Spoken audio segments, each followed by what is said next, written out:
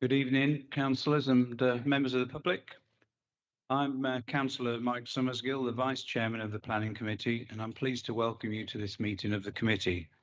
I will be chairing this meeting this evening in the absence of the Chairman. May I take this opportunity to advise you that if the fire alarm does sound, please remain seated and members of the Democratic Services team will assess the situation and give you further instructions on evacuation of the building if it is necessary. Tonight's proceedings will be webcast by the Council, but if anyone else is intending to record these proceedings, can you please let me know now? I ask this question not to stop you, but merely to ensure that members of the Council and members of the public in the room know that this is taking place.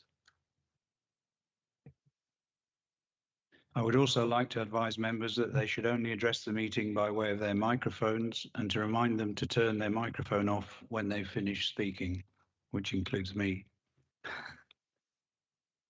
Item 1, apologies for absence. Are there any apologies for absence?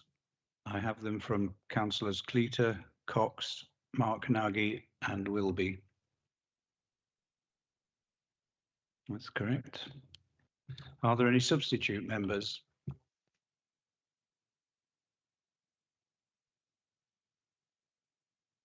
Councillor Greenan for Councillor Cox. Councillor English for Councillor Wilby.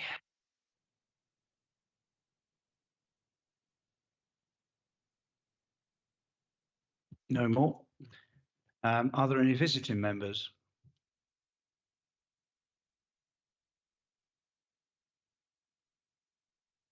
Please state the items you're here for. Good evening, Chair. I'm here for items 13 and 19. I'm Councillor Millam for Fanton Oakwood Ward. Councillor Harper for items on Grange Park and 3 to 5 Bower Place. Councillor Conyard, just observing.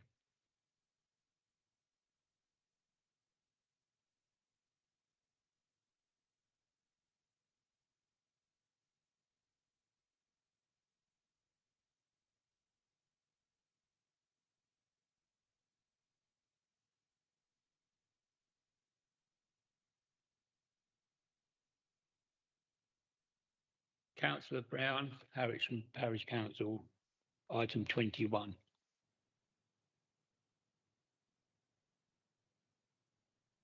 Patrick Coates want to speak about Grange Park and 3 to 5 Bower Place.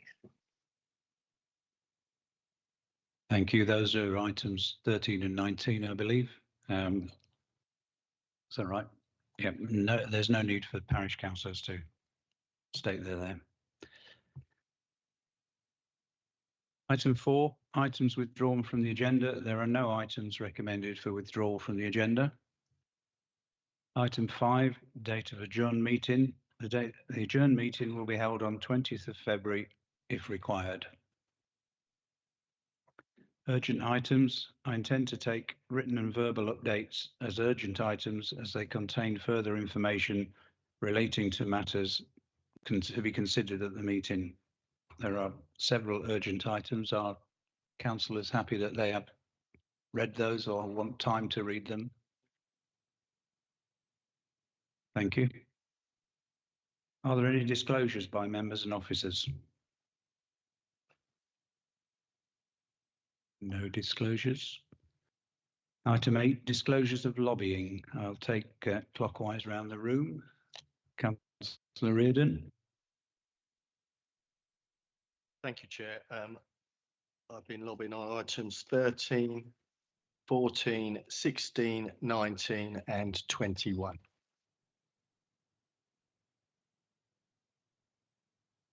I've been lobbied on items 13, 19 and 21. Thank you. Been lobbied on 13, 16, 20 and 21. I've been lobbied on 13, 16, 19 and 21, Chairman. Thank you, Chairman. I have been lobbied on items 13, 16, 19 and 21. Thank you. Thank you, Chairman. I've been lobbied on items 13, 16 and 21. Thank you. Good evening. I've been lobbied on item 13, 18, 19 and 21. And regarding item 18, I was informed verbally during the day that this item had been withdrawn. So I need to ask whether or not that information is or is not correct, please, Mr. Chairman. Thank you.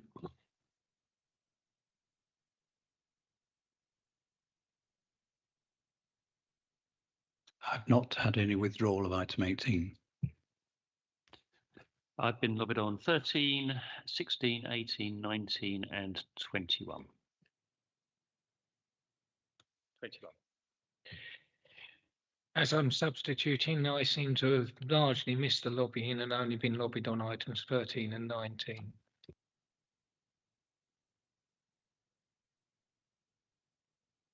I've been lobbied on items 13 and 16, and for item 13, prior to being aware that I'd be a substitute member on the planning committee for this item, I visited the site with the applicant on my own with no officers or members present, and I shall therefore leave the chamber while the item is discussed. Thank you. And I've got a larger number. I've been on items 13, 14, 16, 18, 19, 20 and 21. Comes with being chair. Okay, item 9, to consider whether any items should be taken in private because of possible disclosure of exempt information. I move that the items on the agenda be taken in public as proposed. Is that agreed? Item 10, the minutes of the meeting held on 16th of January 2025. I move that the minutes of the meeting held on 16th of January be approved as a correct record and signed. Is that agreed? Mr. Chairman, can I ask that Councillor Millam at minute 230 is properly entitled in the minutes of that item, and just to inquire that when it says 217, apologies for absence, that is standard procedure as it notes at 230. We had substituting because of business involving cabinet members, so they weren't strictly speaking apologies, but that may be the appropriate method, and I'm very happy just to point that out. Thank you.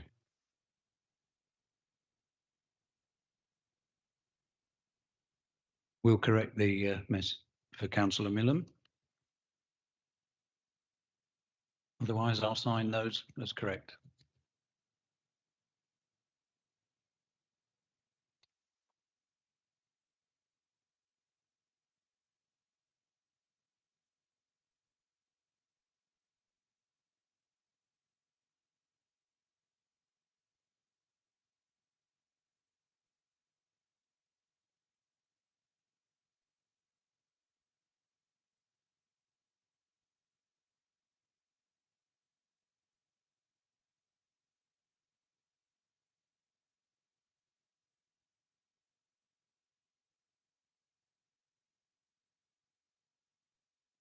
Thank you, councillors. Item 11, presentation of petitions. There are no petitions this evening. And item 12, deferred items, page 9. I call upon Rob Jarman, Head of Development Management, to provide an update on the deferred items. Thank you, Chairman, and good evening. Nothing to report on the first two deferred items. And the third one, land northeast of Redwood Glade, Bredhurst, is on tonight's papers. But I would advise councillors to read carefully the long urgent update report on this site. And my recollection of the reason why it was deferred was not to do with biodiversity net gain, because it's a proposed self-build plot. And I do remember there was specific discussion on that, where a number of councillors pointed out that it was not about biodiversity net gain. What I recollect is that it was about the potential for protected species both on the site and adjacent to the site. And there was specific reference to where the comments of KCC Ecology were. And then lastly, perhaps, this is what Councillor Thompson was alluding to. I think it was on Monday, National Highways stated that they owned the land in blue, so the application is technically incorrect. But we'll discuss this in further detail later. Thanks. Is that all understood and accepted? Thank you. Okay, in order we're taking them, item 19, which is application 24/504962 full, Grange Park, 9 St Michael's Road, Maidstone, Kent. And I call upon Tony Ryan to introduce the report. Thank you, Chair. This application is for the change of use of an existing hotel annex to provide a 13-bedroom HMO. Members' attention is drawn to the urgent update, which corrects the report conclusions in section 7 of the officer report.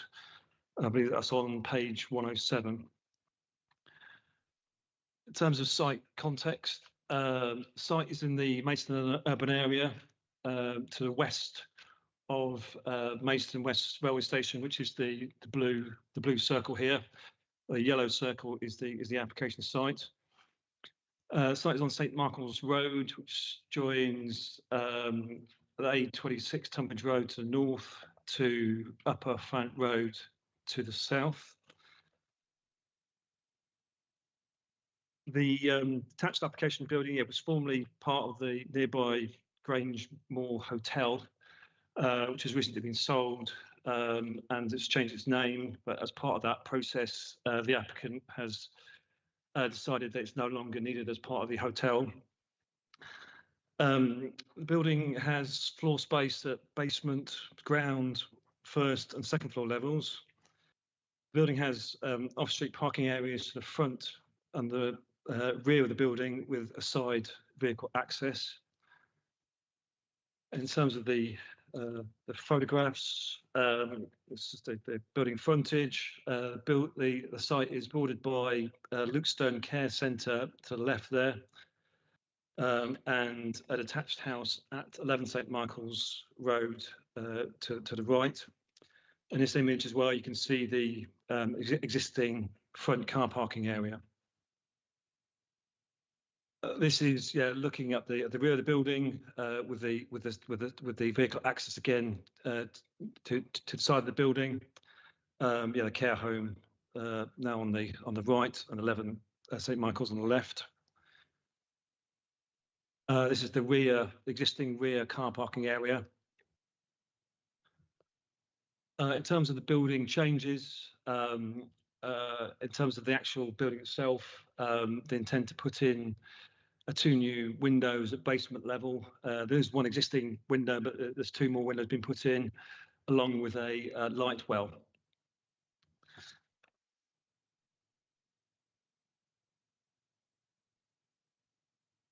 In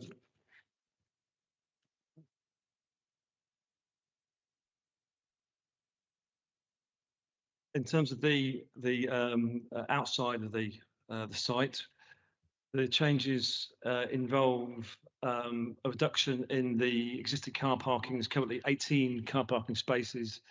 That will be reduced to 16, and that will allow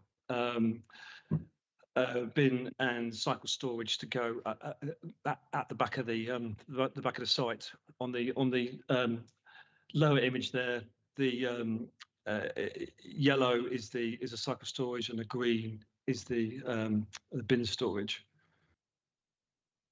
Just going through the existing and proposed internal layouts. The basement of the building is currently used for storage, and the proposal is to use this space for a shared lounge and kitchen area. There are no individual self-contained bedrooms at basement level.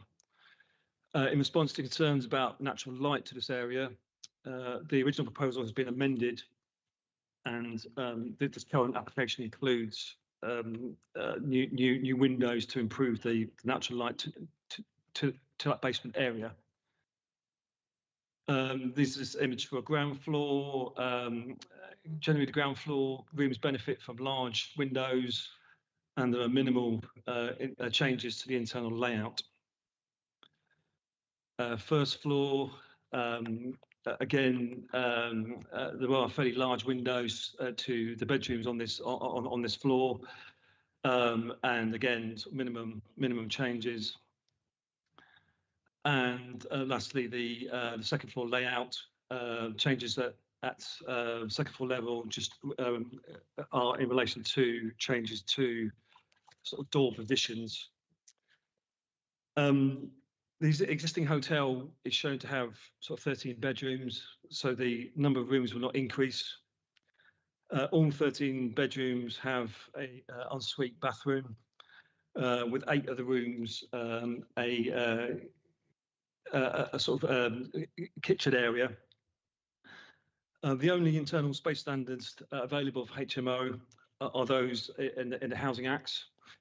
The Council's housing team have assessed the proposal and have confirmed that this accommodation meets those standards. So in summary, the proposal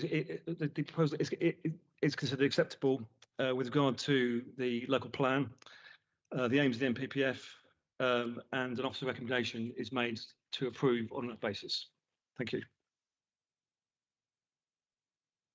Thank you, Mr. Ryan. We have 6 people registered to speak on this, and I'll take them in the order we have here. The first one is Ms. Sabalis in the resident speaker spot. All speakers have 3 minutes to address the committee.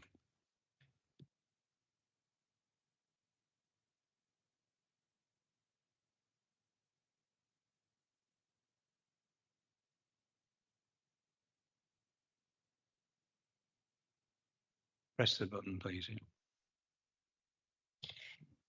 Hello, and thank you for getting my name pronunciation perfect. I've lived next door to number 9 St. Michael's Road for 15 years, and I object to this application based on the quality of the development. Section 612 of the planning report states that developments should, quote, create spaces that promote health and well-being and a high standard of amenity, end quote. This proposal fails on each of these aims. The proposed room sizes meet the minimum standards for an HMO bedroom, but the room area is very constrained when 8 of the bedrooms include a kitchenette and the associated storage needs for pots and pans, crockery, and food items. There is no space for a desk to enable home working and no living area to entertain or relax. I have personal experience of family members staying at the property, and it was difficult to fit 2 people and 2 suitcases in the room and still be able to close the door. Section 615 of the report states that, quote, it is not considered unreasonable to have communal areas located in the basement. The communal area would not be the main living area for occupants, unlike each person's bedroom, end quote. It is unreasonable to expect occupants to spend their days and evenings primarily in their bedroom, sitting on a bed to eat, entertain guests, and work. A 22 square meter common room in the basement with minimal natural light and no outlook is not sufficient to accommodate 17 people who are cooking, eating, and entertaining guests. Furthermore, there's no provision for outside space for occupants to enjoy.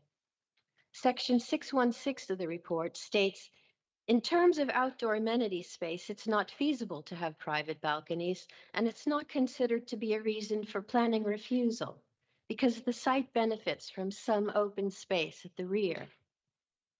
This open space at the rear has been designated to house 13 car parking spaces, a large bin store for 17 people, and a bicycle store for 16 bicycles that's going to replace the existing hard-standing patio. Are occupants expected to sit outside in the car park? Lack of proper amenities creates an unpleasant environment for occupants, and it erodes their sense of ownership for the condition of the property. Already, the front of the property is littered with rubbish, overgrown with weeds, and there's an abandoned old bed leaning up against the side of my house. No one seems to be responsible for keeping it tidy. I ask the council to consider that meeting the bare minimum requirements for amenities. 3 minutes is up, sorry. I just need 30 seconds. Sorry, you can only have 3 minutes. We have to do that for everybody. Let's create an environment where people can thrive, is my closing comment. Thank you.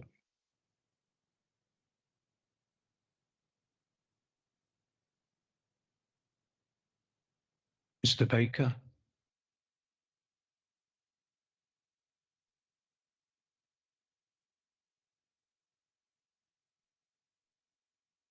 Good evening. I've lived in the family home next door to Grange Park for the past 15 years. I'm disappointed that the developer has made no attempt to seek my views on this proposal as a good neighbour would. For this HMO to be successful and integrate with the local community, the future residents will need to have a sense of pride in their homes. So this application needs to ensure that the accommodation and its subsequent operation is of a high standard now and in the future. Unfortunately, the planning report is inconsistent and factually incorrect, suggesting that more time is needed to find the right outcome. Section 7.01 says the proposed development is not acceptable and recommends refusal. Section 8 recommends approval, subject to listed conditions. Condition 3 requires the development to have no more than 8 separate households. For an HMO with 13 separate bedrooms, this makes no sense. Section 6.04 states it would be difficult to argue that a new use could result in more harmful traffic impact. This is fundamentally wrong. The reality over the last 14 years is that the hotel has rarely had more than 2 cars in the car park overnight. This proposal is likely to have 14 plus cars in the car park overnight. That's an increase of over 700%. This is particularly concerning to me because my living room wall is the boundary of the proposed access road, and we will be sitting 9 inches away from this traffic. Section 6.08 says adequate bin storage would be located to the rear of the site with the bins brought to the front on collection day and then taken back. Will there be 13 black bins, 13 green bins, and 13 food waste bins on the footpath? Who will move the bins to the front and who will take them back again? Or will communal bins be utilised, requiring a collection vehicle to reverse down the narrow driveway 9 inches from my living room with the reversing beeper sounding? Finally, the police report requires lighting for parking bays, bin store and bike shed. This will create significant increased light levels all night long, shining directly into our bedroom as your photographs showed.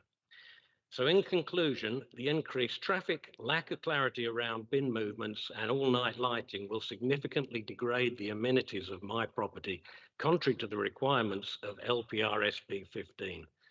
This application should be refused to allow time for further consideration that will be needed to get this proposal right for all of those impacted.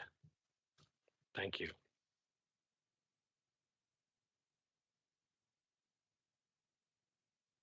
Thank you. The third speaker is Mr. Smith for the applicant. I would point out that urgent update has changed item 701 that was mentioned.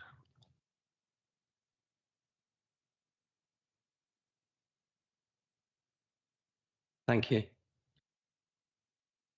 I represent Smart Inn Hotels Limited, who own the Grangemore Hotel, 428 St Michael's Road, alongside this neighbouring separately located property, 9 St Michael's Road, known as Grange Park. I would like to confirm our position surrounding this business and the applicant building. I will provide our view on the need for this application and the improvements that will be seen locally by its implementation. The property within this application is no longer used for hotel guests or purpose. There is no C1 hotel use class activity at this property and has not been for a considerable period of time. At best, the property is used to assist the council on occasion with the homelessness crisis. Many of these types of hotels are being used for this purpose, and as noted in the press, many of these hotels end up being used by the Home Office for asylum use, following the same pattern around demand. To hold an empty building feels wasteful, knowing the strong demand of local people looking for an affordable home. It seems logical that an unused property within this borough should be regenerated for those locally who need it, rather than the short-term objectives used by other operators. As a business, carrying the cost of an empty hotel is financially crushing. It is not viable for us to continue to carry the cost of this building. It risks the viability of both buildings and the existing business, one of Maidstone's last independent hotels.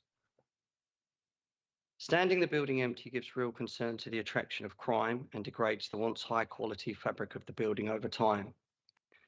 In terms of policy around this application, we understand that we are operating in line with both the Maidstone Borough Local Plan Review and the National Planning Policy Framework. We have worked together with the case officer in a collaborative manner to make the amendments. Internally, the Housing Standards team confirmed comfort on the improved layouts, and the view is accepted by the case officer that these units now provide the acceptable living conditions desired for future occupants. Historically, being a residential building, there are minimal amendments to the exterior of the building, and the outside space already broadly meets the policy requirements. We have addressed any previous points raised and have since gone further to make meaningful suggested amendments from local comment. There were very few comments on the application, but worthwhile to note is that these comments do predate the final drawings. The case officer report confirms comfort on all points, and importantly, if implemented, the local consultation process and building regulations needed to be put in place will now result in a higher level of safeguards and modern building standards to the building. We look to you to support the application for the change of use of a redundant commercial building and make way for much needed affordable residential homes. Whilst doing this will serve the direction of the National Planning Policy Framework, it will also assist in safeguarding both buildings for the future. Thank you.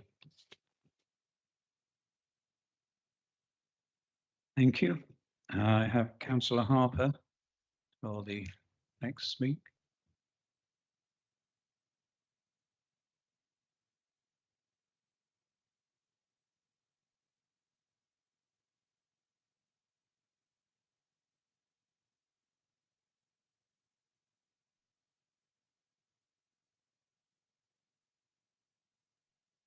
Thank you. Fountain Oakwood people are not against HMOs in principle.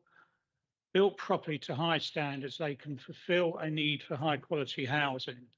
We want to see the Grange Park as an exemplar HMO, providing quality housing for the future. This application fails to meet the standards of high quality. With some amendments at a lower density, this could be an exemplar HMO. The application is currently for 16 people in 13 bedrooms with a communal and living room in the basement, mainly below ground level. There is no outdoor amenity space for 16 people and no facilities for laundry or anything else provided. The report itself is full of contradictions. It ignores the requirements of the police and has conditions which explicitly reject their recommendations. Condition 3 states with 16 residents, there could be no more than 8 households. That means you're looking for several families to be living in multiple rooms in this building.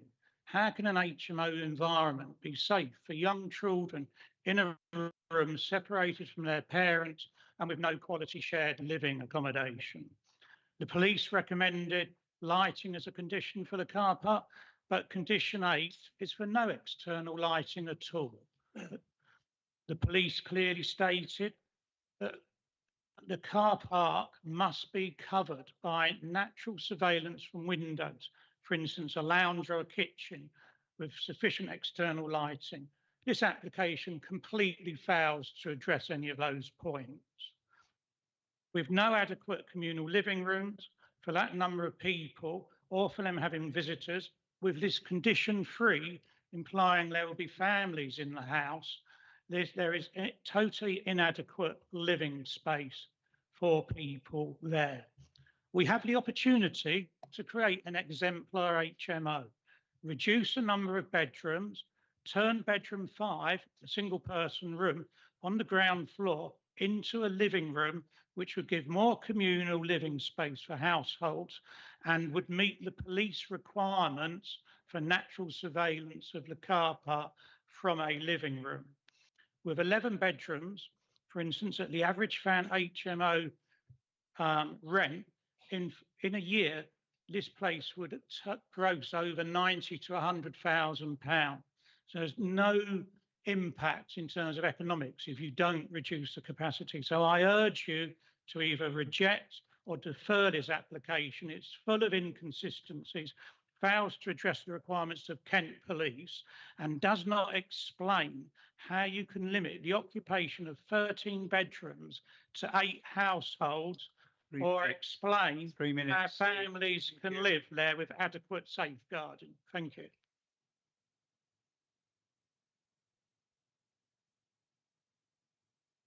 Councillor Coates.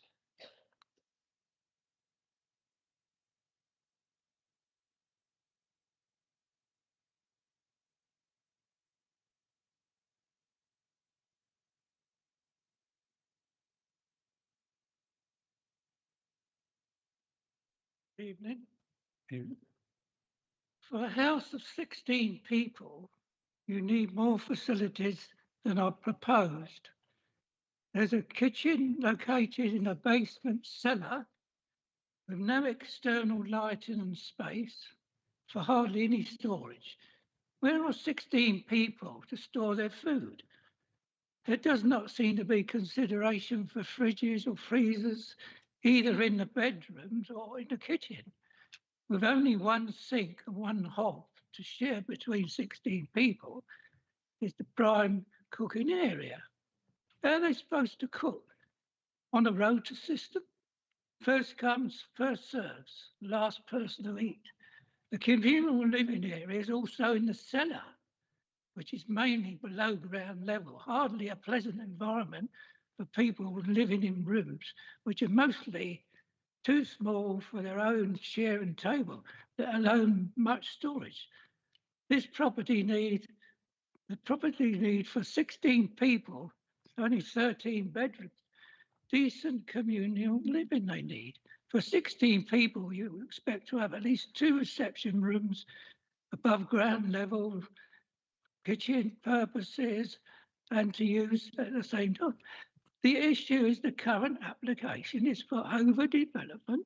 If the building, 13 bedrooms, is too great for a space with 16 bed spaces, there's no outdoor amenities, nowhere for people to do laundry or dry their clothes.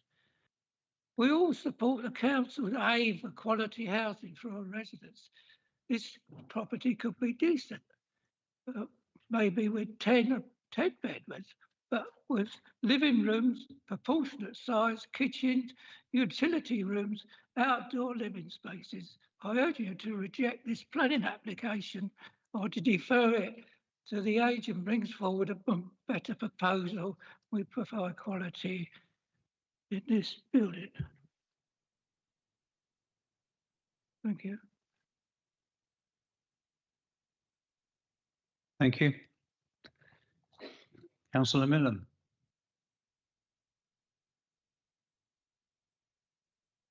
Thank you, Chair. I'm a bit disadvantaged going last. Everyone's already covered the amazing points that I was going to bring up. Things such as the no more than 8 separate households for a HMO that has 13 rooms and 16 people. What does the 8 households mean? You know, we've been given recommendations by Kent Police to design out crime, and those recommendations aren't being met. It just goes on and on with the stuff that doesn't make any sense and doesn't match up. I appreciate the very confusing thing between the conclusion and the recommendation was fixed, but it is a bit of a mess. I'm hoping that when you all discuss it, maybe you can explain better to my residents. But I mean, the one thing that hasn't been discussed to that much length really was the difference, a big difference, because the report doesn't address this, a huge difference between a hotel and a home. Hotels aren't at 100% capacity all of the time. Even London hotels will struggle to be at 100% capacity, especially a Maidstone one's not going to be at 100% capacity. So you're not going to have people in a hotel who are going to be eating all of their meals inside of their room, sat on their sad little bed, eating a pot noodle. You're going to be going out to dinner with your friends, because a hotel is a holiday. It's, you know, you've got tradies that might be working there, but I live in the area. I go to the Grangemore, I see them in the bar at the main building, and I see them having dinner there. Like, a home is such a different thing, because you're always there. Your stuff is always there. You're not living out of a small suitcase. All of your belongings are there. There's no room for that in these tiny rooms, especially, like Paul said, room number 5, which would be a perfect spot for another communal space or another kitchen for this huge volume of people that are expected to live there. And then they can have an active view of the car park. Other residents a year ago, like the applicant has said, a year ago there was homeless people living there, and the neighbours had a problem a year ago with crime. They were coming to me before I was even elected because they were having problems with crime because of the people that were living there. So we need to make sure that we don't have these same problems, just in a different font. And that's what's going to happen if we don't have an active room that is overlooking that area. I just think these are just all things that it's there, it's in the report, and it just kind of feels a bit sloppy that it's not been properly looked at in that context. It's just one room would make all the difference, and that's all the residents are asking for, just a bit more consideration. We're not against HMOs. It's a great place for a HMO. I never thought I'd be objecting to this HMO. It just needs just a little less greed and a little more care. Thank you. Thank you.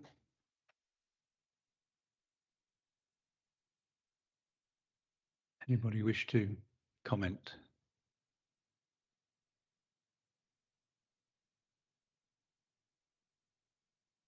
No ward member have spoken. Councillor Jeffrey. Thank you. I think it would be good to have some of those questions that speakers have raised answered, and I've made a few notes. It would certainly help me in the discussion. I want to point out I think this is probably quite a good place for an HMO, as the councillors have suggested, and it would be good to get this right. I think if officers could give some clarity on the condition 3 around 8 families. I'm assuming that's a typo, but it would be useful to have that clarity. It would be useful if officers could just explain the discrepancy between outdoor lighting recommendations by the police and the condition itself. I think there is something around the green space, or the grass, I should say, in the back. I'm kind of worried that that's it's there, but is there any way of protecting that grass in the back, or is it just going to get paved over at some point? Because clearly they may want to park some more cars there, and I'd hate that to happen. But I think my biggest concern is the one that's been raised a few times by speakers around the living area. If we want a high-class HMO, that living area does feel very small. But if I could have answers to those questions, that'd be great. Councillor English. I think to take the lighting issue first, I don't think the condition says no external lighting. What it says is no external lighting before the scheme for lighting has been approved. So that's unless details are submitted to and approved in writing by the local planning authority. That is not saying no external lighting. That's saying you have to have an acceptable scheme for doing it. So first of all, that is not a contradiction. I am slightly baffled by the numerical issue in terms of that condition, though. I have to say that seems a bit odd. In general, I would say that even we are moving towards the council actually having a policy document, a supplementary planning document on HMOs. But even if that document had already been published, consulted on and adopted, a location such as this is almost certainly likely to be acceptable for a HMO because of the nature of the building. It's normally the issue with HMOs, well, the overwhelming issue is parking. With this site, the parking is relatively generous.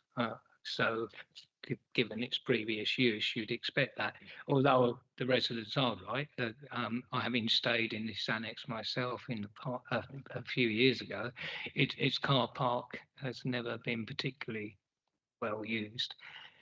So in practice, although it could now be occupied by hotel use by quite a lot of vehicles, the actual usage would substantially increase in terms of traffic. So the difference between what could happen with the existing planning use and what actually happens is quite large. But the problem with planning is you have to determine the application on the basis of what the existing use could be rather than what it necessarily is.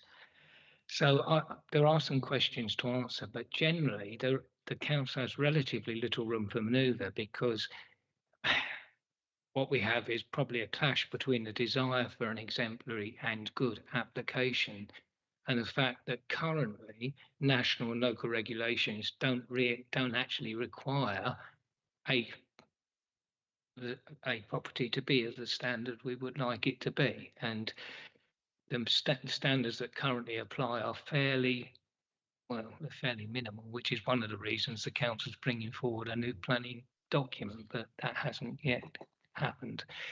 So we are limited for what we can do. We might be able to clear up one or two issues, but in principle, this is an acceptable application because of its location and the fact there are no changes to the external appearance, no substantial changes to the external appearance of the building, and the fact that it does have generous provision for bin storage and parking. I would like to see something done about possibly preserving, more than possibly, actually preserving some area of open space because we all know that with parking issues, what will happen if nothing is done, but we will have that grass turned into a nasty piece of mud because extra vehicles will park on it. Thank you, Councillor Harwood. Thank you, Chairman. I think residents who are kind of rightly concerned about applications in the neighbourhoods, I think they need to understand that this is a quasi-judicial regulatory committee, which means that we can only respond to national planning guidance and local planning policy that is agreed. And the big challenge we have when it comes to houses in multiple occupation is that in 2021, in an update to National Planning Policy Framework, all direct policy provision around HMOs was removed. So there is no direct policy in the National Planning Policy Framework. Locally, as Councillor English has pointed out, we are developing a supplementary planning document to address houses in multiple occupation, but the document will only go out for public consultation provisionally on the 31st of March. So it's not even a material planning consideration at this time. So essentially, we do not have any policies that relate to specifically to HMOs. We need to look at other areas, and that is things like the amenity of neighbours, and that's where I think that the lighting issue that was rightly raised by the neighbour is a significant issue, because security lights and so on can be profoundly intrusive. And I know we have a condition where a lighting scheme will be agreed, but for quite a large car parking area such as this, there is a real risk that it could be problematic. And I therefore wonder whether we need to add conditions around the fact that we need, I don't know, motion sensors as we've done in the past, or we go for kind of low bollard lighting rather than having kind of halogen lamps high on walls which illuminate the area.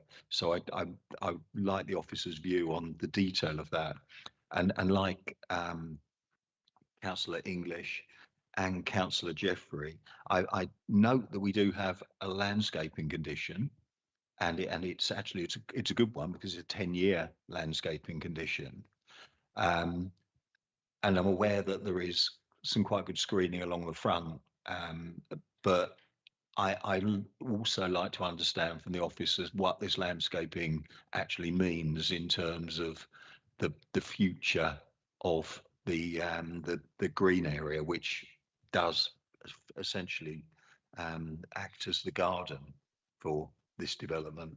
So I think we need more details on that. As regards the whole issue around numbers, like Councillor English, I absolutely agree that's a red herring. We must determine the application before us. Just because we would like less rooms or we'd like them in different places, that's not the application that's before us. We cannot, we can refuse the application if we had grounds, but we cannot amend the design. So that is quite a big challenge for us. But if the officers perhaps can come back, and I do think that the lighting and the amenity space stroke landscaping are the two considerations, because I think otherwise we have no policy armoury at all. Councillor Travinsky. Thank you, Mr. Chair. I agree with everything that's been said so far. I do, and with the lighting in particular, it can be downlit and it can be movement triggered, so that shouldn't be intrusive. But I do have a problem with condition 3, as has been mentioned already. I don't really see how with that many rooms you can limit it to 8 separate households. It just doesn't seem to make sense. I mean, how would that work? Maybe the officers could explain, how would that work in practical terms? That's what I'd like to know. Thank you. I'd just like to add for the officers to item not mentioned is the 624, the use of renewable energies, which has been considered unreasonable to require, and I would like some clarification on why that is unreasonable. Okay, I'll deal with some of the questions, and Tony will deal with the others. But just revisiting what councillors and the speakers have said. Yeah, as the first speaker said, yeah, of course, communal areas should have adequate natural daylight and sunlight. At national level, there's very clear policies. There's national design codes as well, telling all English authorities how to undertake design codes. Design codes, as the name suggests, are sort of detailed design standards. But sorry to say this, as has been said by councillors, we don't have any standards at a local level. Just to quote, what people are quite rightly concerned about, standards.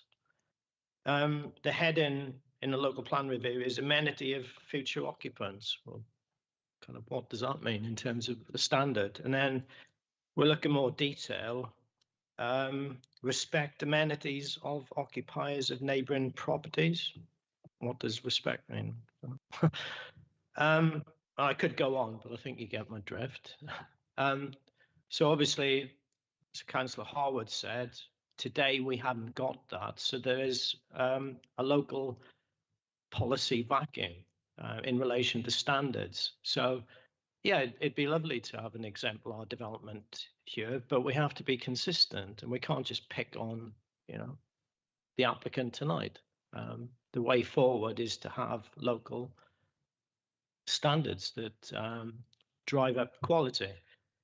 But specifically in terms of outdoor living space, because it is so clear cut in national design guidance, the importance of it, I do think that we can sort of weave in not just landscaping for the garden area, but as councillors have said, ensure that it is usable garden space, in straightforward English, a space that people actually want to sit out and spend some time enjoying outdoor space. And as Councillor Trubinsky said, we can come up with a much more detailed lighting condition to make sure that harm from light spillage to neighbouring properties is minimised. So we can amend those conditions. Okay, Tony. Yes, in terms of the restriction on the householders, the households in condition 3, it relates to the bed spaces, the arrangement of those bed spaces, and the arrangement of the rooms. So some of the rooms are actually linked. So that's why it doesn't correlate fully with the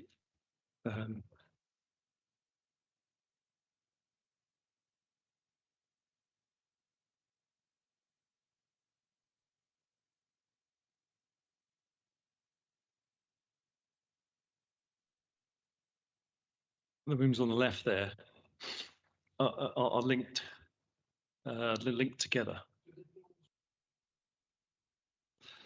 There's a shared sort of lobby.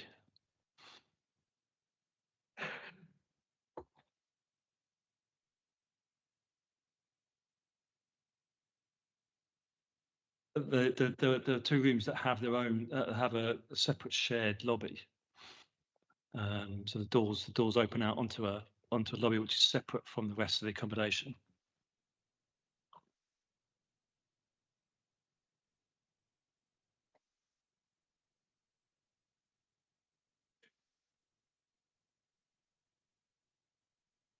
Yeah. So it's like yeah, I think that's how it's calculated. Yeah.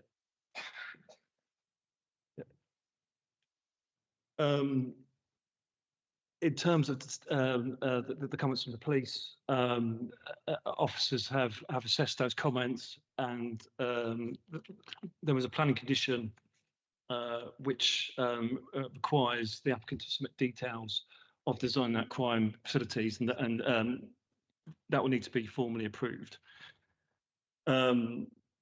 Yeah, I think it's been discussed in terms of the external lighting in terms of the condition. In that, it doesn't say no external lighting. It just says that the details of that external lighting need to be submitted and approved by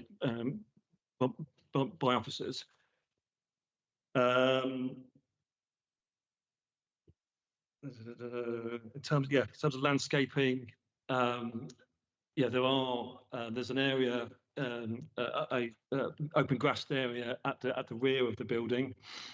There's also a small area either side of the sort of front entrance that's currently landscaping, and I think that could do with improving.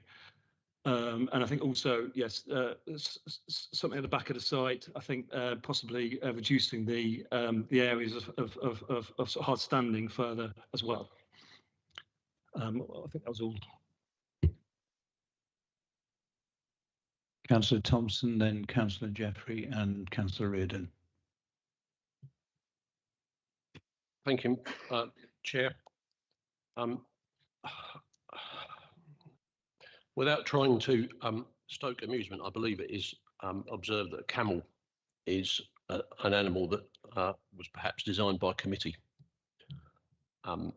rather than for aesthetic value or other features. It is plain at the top of page 103 that what we're looking at is a committee response, a committee-driven response to the supposed transferal of a hotel into putative homes. I am struggling to grapple with how we're discussing landscape requirements and lighting, and I note that nobody has mentioned the 16 cycle storage spaces. That seems to be a larger allocation of space than for the safe, sanitary and private storage of personal food in the households, as the ward councillor has already described. I would like to know, Mr. Chairman, with reference to page 102, what exactly has changed from the refusal on the 29th of February 2024. Development provides unacceptable and poor standard of accommodation for future occupiers, including poor outlook and natural light provided to basement floor space and lack of internal communal lounge, and so on, contrary to Local Plan 2017. I'm at a loss to follow the justification for this. I won't go on any longer, Mr. Chairman. I think I made my point. Councillor Jeffrey. Yeah, so first off, officers didn't come back on your question on renewables. I'd like to understand why we can't have renewables on there. I do think I am still quite confused by 8 separate households in a 13-bedroom HMO with a communal area. That sounds like an 8-bed HMO that's been misdesigned with some extra doors in it. I don't get that. Is it an 8 household HMO? Is it 8 flats? What actually is it? Because I'm confused. I really want officers to kind of explain the difference, perhaps, and why the internal layout doesn't allow for those 8 families to live in a communal space, but puts, one assumes, doors with Yale locks between them. I don't know. I don't know how the family dynamics works, but Yale locks aren't normally used in internal houses. Councillor Eden. Who else? Thank you, Chair. Just a small point on landscaping, as councillor has said about the green space. In the condition, I think it'd be reasonable to ask for a small, substantial fence to keep the green space separate from people driving on it and parking on it, so residents have got an area of green space to keep it as garden. It's a small item, but I think it's quite important. Councillor English. Sure. I actually do think that the explanation given by the officers for the numbers is reasonably logical. It may not be what we would like, but it is reasonably logical. I do wonder whether for a 13 bedroomed unit, 16 bikes is possibly a little too many. I mean, I'm usually in favour of cycling, but a ratio of more than 1 to 1 does seem a trifle optimistic. That's the thing. So perhaps if there was an issue with space for car parking and landscaping, that could be reduced slightly. Not that you get a lot of space out of that, but you could reduce it.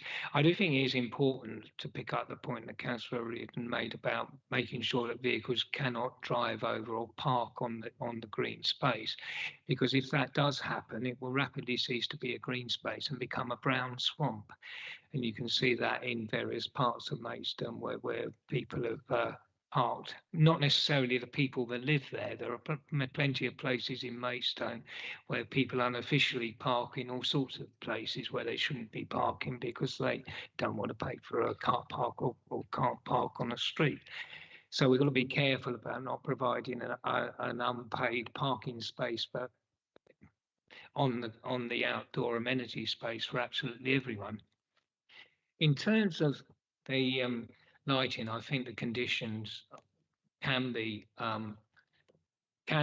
acceptable, but we do need to spell it out now that we're talking about either low-level lighting or motion sensors, because we cannot have the neighbours affected by security lighting. So I'd like to suggest that if we do move forward with this application, or even if we defer it, that we absolutely do take those points on board.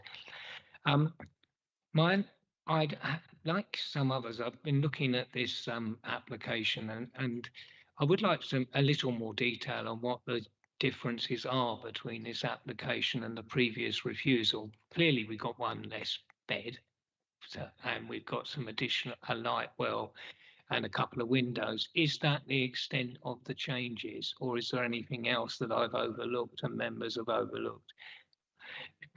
Just want to check that point before I go on. Yes, please. And don't forget the point on solar or otherwise. Thank you. I'm not, Chairman. I was focusing on that. The main difference is that previously, when the application was refused, there were 2 bedrooms in the basement. Now there's 0. Yeah, I think we can put on a condition regarding renewables. So just quoting from our relatively new policy, it states all development, which is his, will be expected to incorporate 10% on-site renewable or low carbon energy production where appropriate, but it doesn't qualify where appropriate. So I think we impose it.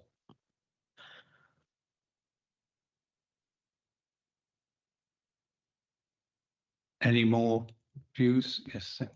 Well, I don't think we got the grounds. Please. Sorry, I don't think we got the grounds to refuse it. So it's a question of whether members are satisfied that we have enough answers to the questions that have been asked. So.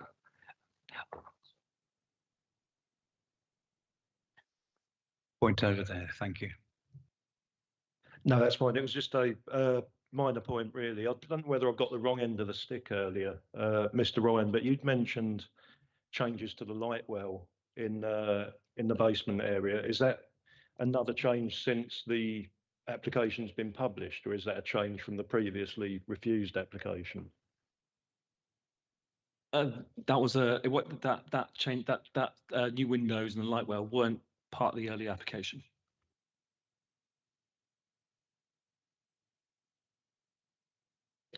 Sorry, Chairman, apologies.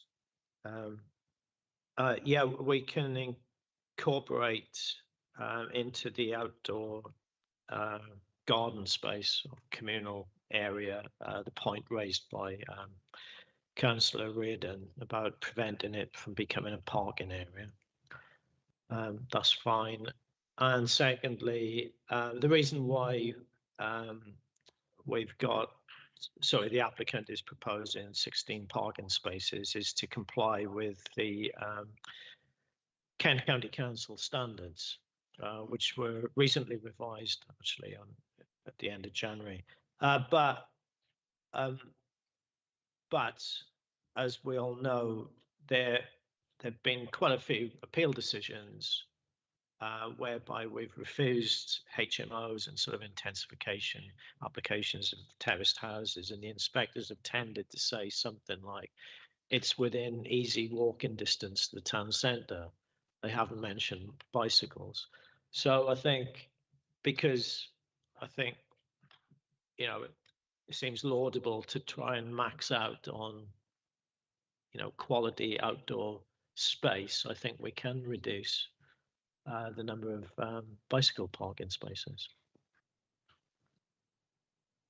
Councillor Harwood, and then if there's no more, I'll summarise. Yeah, I was almost doing that, Chairman, in that we are seeking, I think, delegated officers a condition around a boundary treatment and something like post and rail fencing around the grassed areas to prevent their being ploughed up by parked vehicles and so on and visitors. So we'll need to build that in. As has been pointed out, our local policy is clear on 10% renewable energy generation. There's no reason why that cannot go in. In terms of the lighting, it talks about a scheme of lighting being agreed with officers, but we need to, again, caveat that with it needs to be low level and or sensor illuminated.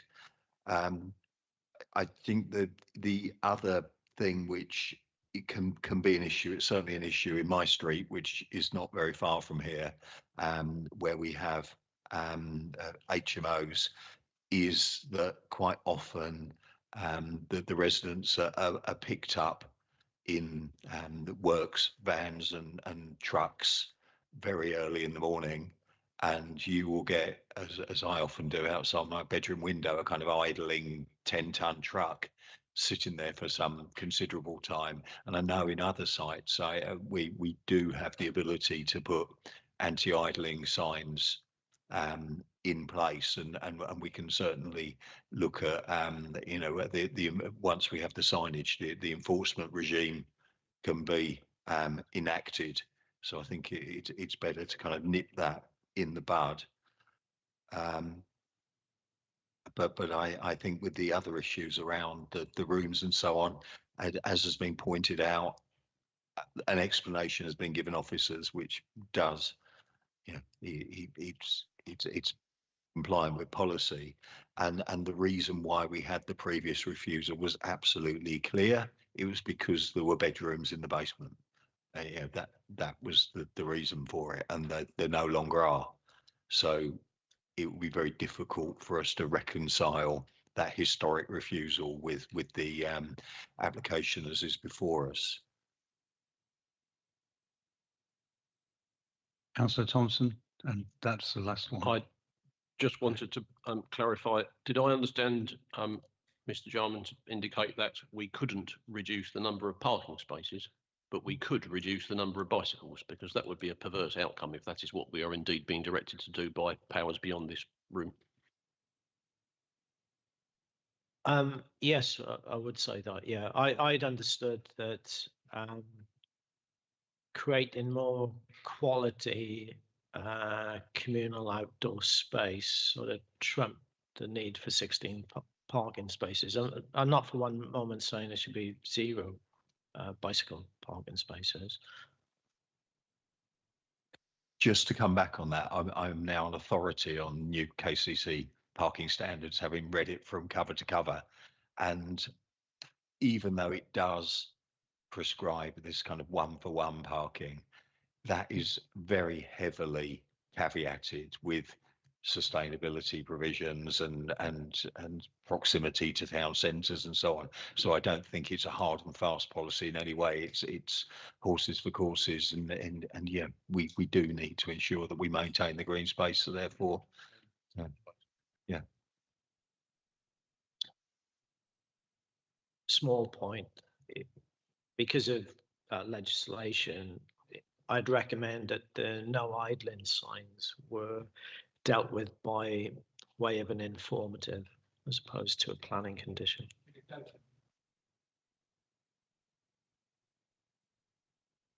Okay, I'd like to take that then to a vote.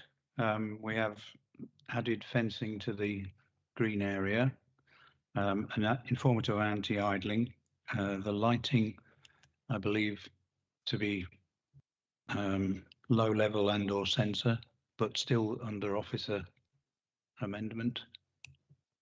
And what was the fourth one? 10%. 10%. Oh yes, mine one. Yeah. Okay.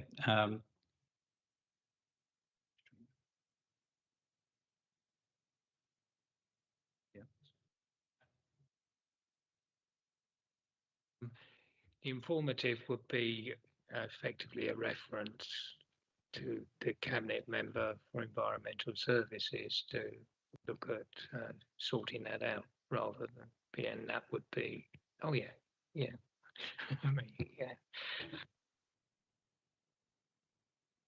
Councillor Travinsky. Councillor, I can't remember who brought up the bin situation as well. Is there a bin store on here and who's responsible for it and emptying them and things like that?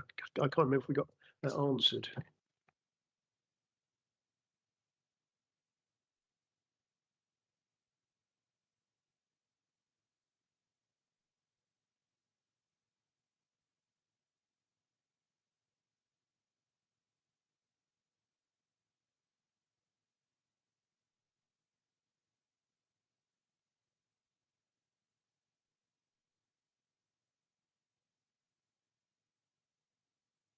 Was that in terms of who actually collects the bins or how?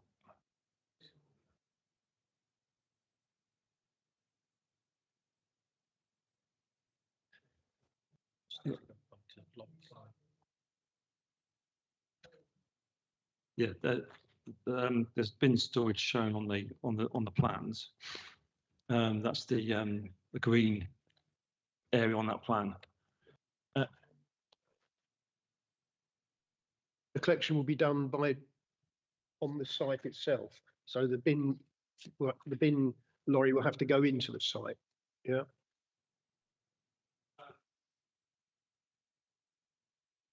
They will need to be moved to the front. Yeah. Who buys? Well, I think it's a common arrangement that the occupiers moving to the front and then moving back again. Okay, it's 608 deals with the bins and occupants taking them to the front and back. Yeah. Is somebody going to move granting permission subject to the changes we spoke about? Councillor English, seconded. Councillor Stravinsky. Okay, I'll move to the vote. Those in favour of that?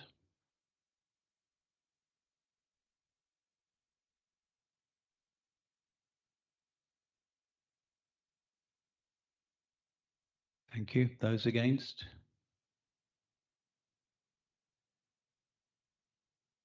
And abstentions?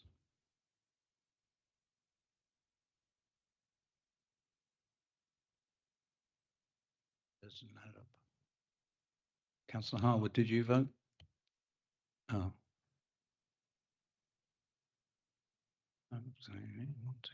Can we hands up again, please, for 4? 1, 2, 3, 4, 5, 7. Okay, that's it. 7 for, 1 against, 3 abstentions, so it's carried.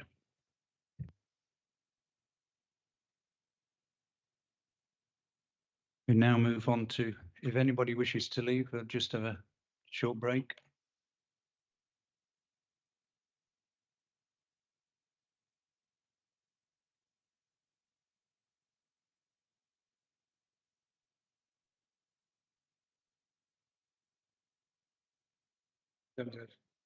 Is this one again?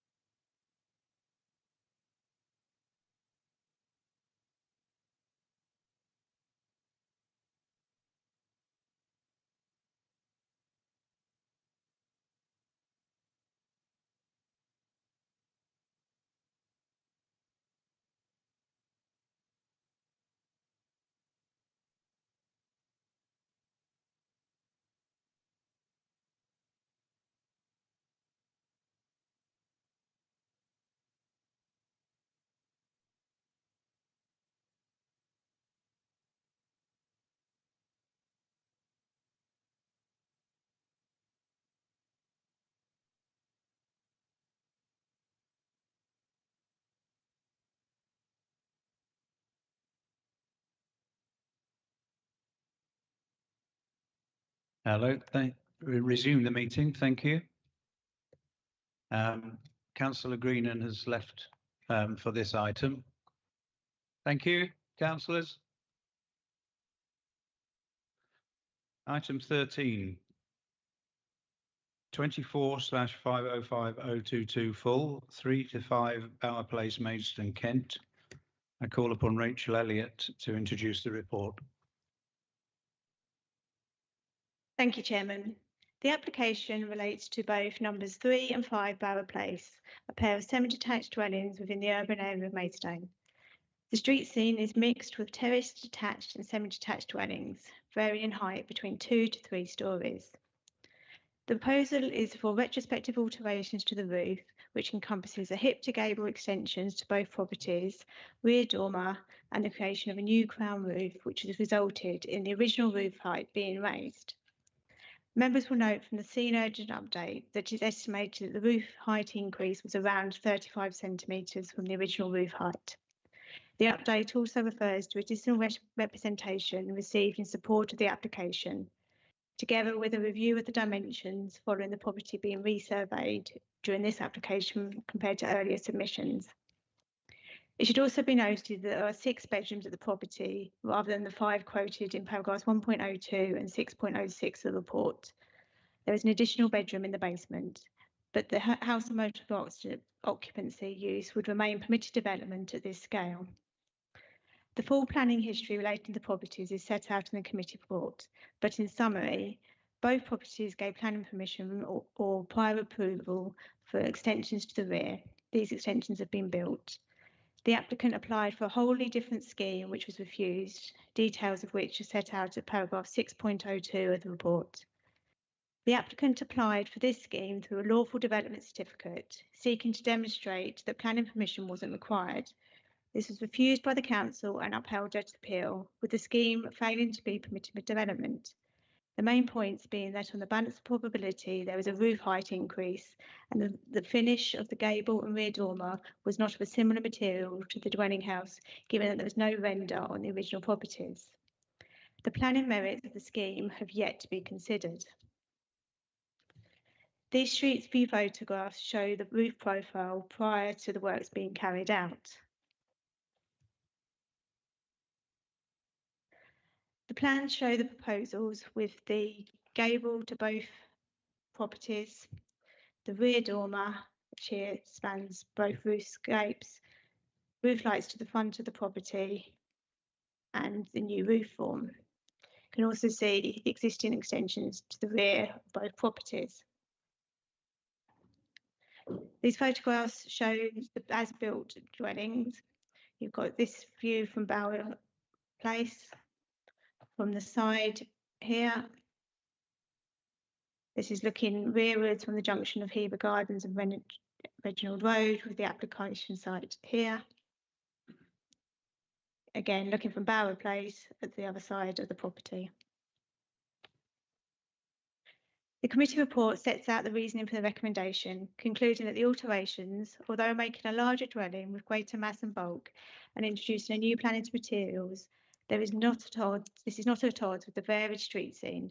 Indeed, the fact that dwellings are detached from any other properties on a corner plot and the alterations have been mirrored on both properties results in a scheme that is viewed in its own context, and overall the finish is of good quality and does not conflict with design policies and guidelines. No significant harm is considered to have resulted to neighbouring amenity. This is an area of high density housing where there is often a level of mutual overlooking and separation distances are considered acceptable. Similar rear dormers with the same outlook could have been constructed under permitted development rights. The site is within a sustainable location, together with all other material planning considerations being acceptable, subject to the conditions set out in the report, including the provision of renewable energy sources, ecological enhancement and bin storage. Members should note that this is not an application for a house of multiple occupancy. The dwellings are being used as such, but for up to 6 persons, which falls within the permitted change, such that planning permission is not required. The dwellings both benefit for a licence for up to 6-person HMO, and although the roof alterations do allow for the additional bedroom, there is space within one of the other bedrooms to accommodate an additional person. So even without the rooms within the roof, the occupancy of the dwellings could be the same and fall within the planning criteria for a C4 smaller HMO use. The application has to be determined on the merits of the roof alterations and not whether it's being used as a C3 or C4 use. Therefore, it's concluded the application is recommended for approval, subject to the conditions set out in 8.0 of the committee report, with the addition of a condition to detail the approved plans of the scheme. Many thanks. Thank you. I have 6 speakers for this application. With the discretion of the chairman, a resident of Miss Manning has been added and an applicant, Miss Wright. So first speaker would be Miss Wissenden. And you all have, as before, 3 minutes to speak. Thank you.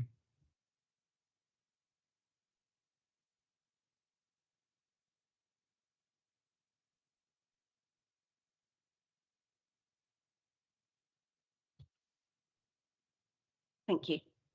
The development of these 2 properties, combined as one, has been an ongoing saga since March 2021, and Maidstone Borough Council Planning Department have repeatedly failed to take action and have let down the community. Whilst Maidstone Borough Council have dragged their heels, the owner has potentially earned over £45,000 in rent from the 2 loft rooms alone, rooms that shouldn't be there, rooms in a conversion without planning permission.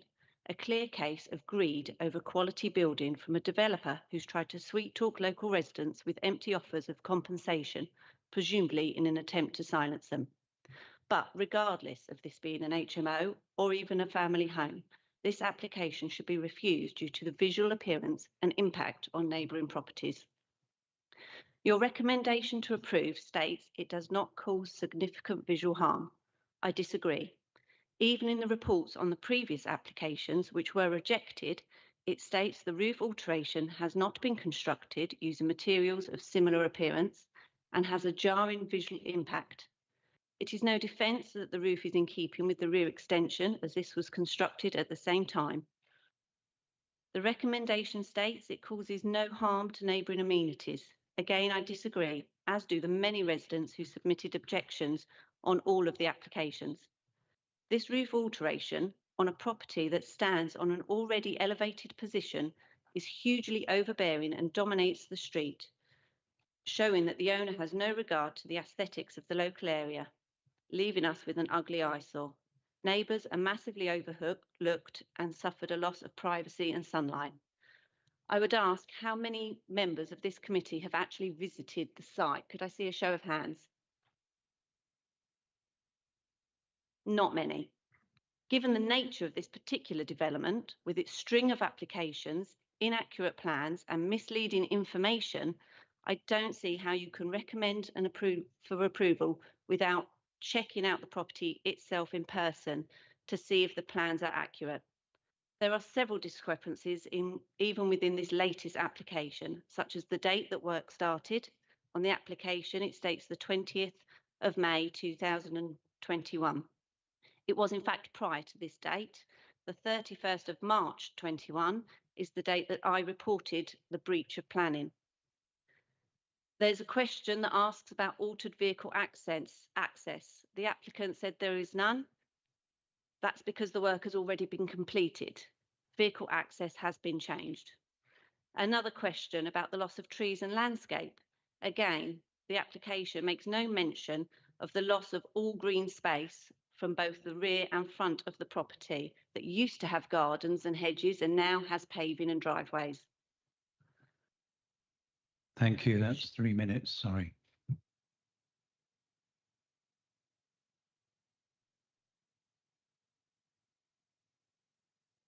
I have the resident, Miss Manning.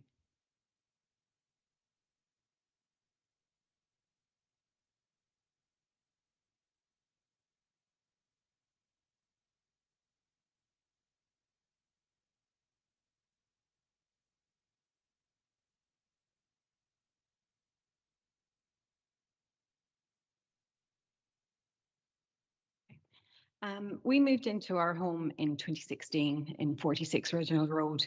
Our back garden backs onto 3 to 5 Bower Place, which has always been in an elevated position and needed a retaining wall to prevent its garden falling into ours. The development is overbearing and it feels like a high rise in our back garden. Section 6.28 suggests bulk and mass significantly reduced and the design now akin to more traditional gable. I challenge that from my position behind that property. Both sides of the gable are filled and it is very, very noticeable. A huge difference, yeah, it is very overbearing. Due to the dormer windows, they look directly into our property. Section 6.22 and 6.23 suggest that that's normal for a dormer conversion and that there should be a little bit of overlooking on in each garden, loss of privacy. That is not the case in our garden. They can see absolutely everything. The developer did agree to frost the lower part of that of those windows because of the loss of privacy. When I look out of our back garden, I can't see anything from their gardens. However, when they look into ours, they can see every single bit. And that privacy, although with the frosted glass, is lost when those windows are opened. And you can open them fully. The windows look into my back garden, they look into my kitchen, they look into my lounge and my son's bedroom. And there's no stipulation in place. In actual fact, you're suggesting the frosting isn't needed whatsoever. I'm worried about future people. If those windows need to be replaced, we will then lose a huge amount of privacy. And I think the comments on there fail to take into consideration the already elevated position of that property before the dormer was put in place. Every activity in my family gatherings in that back garden can be overlooked and seen by anybody who chooses to look out of those windows. I feel like the whole development, there was a complete disregard for the local community from the beginning to the end of it, and I'm hoping it isn't the end of it. Work started on bank holiday, so no objections could be made, and the proper channels couldn't be taken by local residents.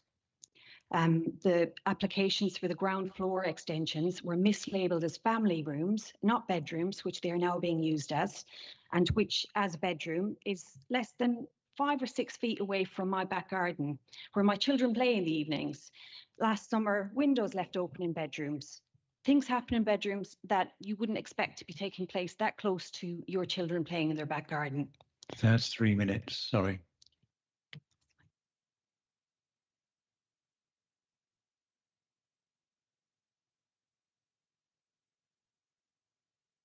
Ms. Wright for the applicant.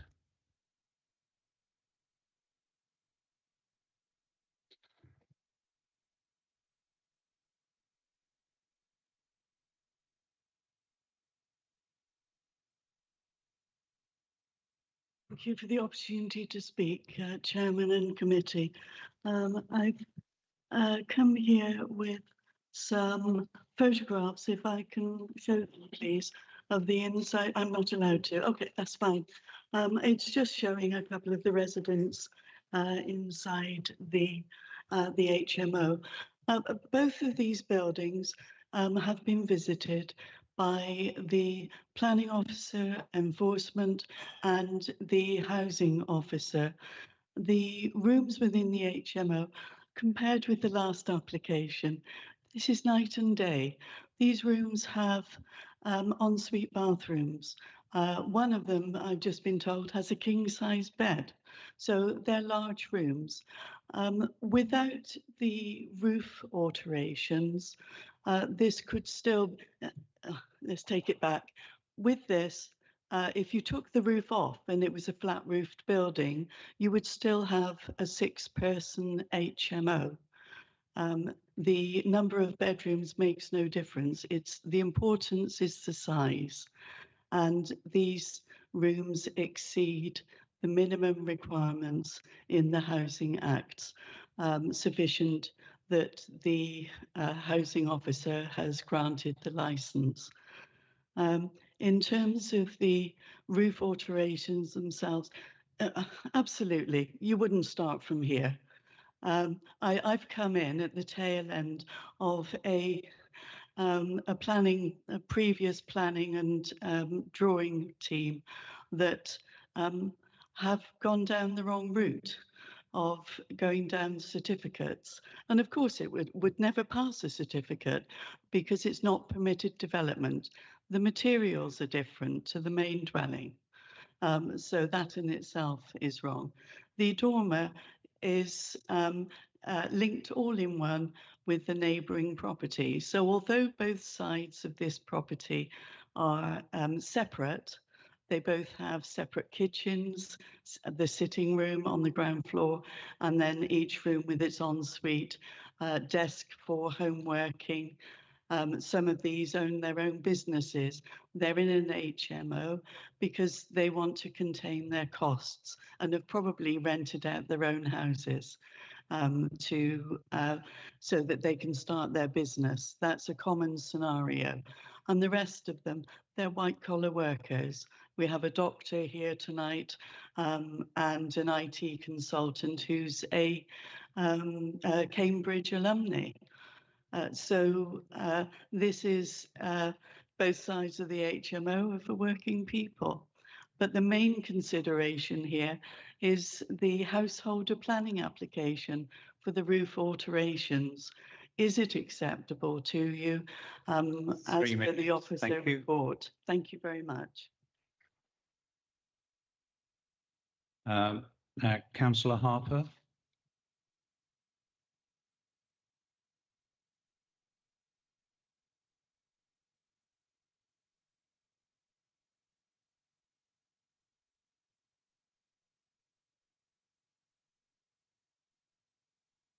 I'll have to keep my cool. That was quite interesting, but the issue is nothing to do with that. The issue tonight is the roof. The report is full of inconsistencies. How can two 5-bed HMOs registered by this council now be considered as a family home, as in stated in paragraph 6.31? Because it eliminates the parking requirements. On the Grange Park application we just had, we were told in the paragraph there that you have one space per household plus 0.2 visitor spaces. On that basis, these two rooms in the roof would need to provide 2.4 on-site parking spaces. They do not. There is no proposal for any additional on-site parking to what there is now, because there can't be. There is no space. Everybody who lives around here knows that there's always cars parked in Hever Gardens, which is a private road adjacent to the property, and that this HMO has led to more cars in the area. You only have to walk down Bower Place to see this building does not fit in its environment. It is dominating and out of scale with all of its neighbours, which are predominantly 2 up, 2 down, cottage-type terraces occupied by families. The roof does not meet the requirements of your own policies, LPR SP15 and HOU2. Read section 6.08, section 6.12, and then look at the pictures you have in 6.18 and 6.02. The roof at the rear is of the same mass and bulk as that refused by yourselves. The only difference to the refused application is the deletion of the front dormers. I would contend that there is insufficient evidence in the report to state how that proposal is significantly different from what was refused. The most impacted properties are not to the front, as we've heard, they are to the side and the rear, and those people are completely overwhelmed by this. This failed on 2 occasions at our planning committee and at the planning inspector. The council opposed it then. Why now support it? Essentially, 2 small cottages have been turned into 3-storey buildings. It is wrong, and I and my residents would like to see Maidstone Council standing up for them for once. This development has used every loophole in planning legislation to convert two small two-bedroom cottages into a completely out of scale, overdeveloped eyesore. The roof was purposefully built without planning permission, and the council 3 minutes. the council has failed to enforce planning and building controls. Do not compound this by agreeing the application.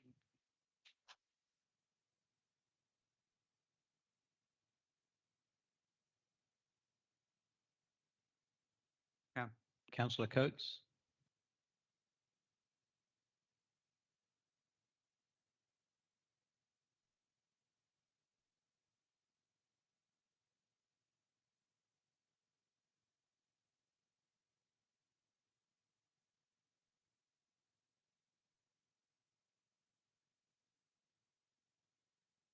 I'm reading out a statement on behalf of a Bower Place resident.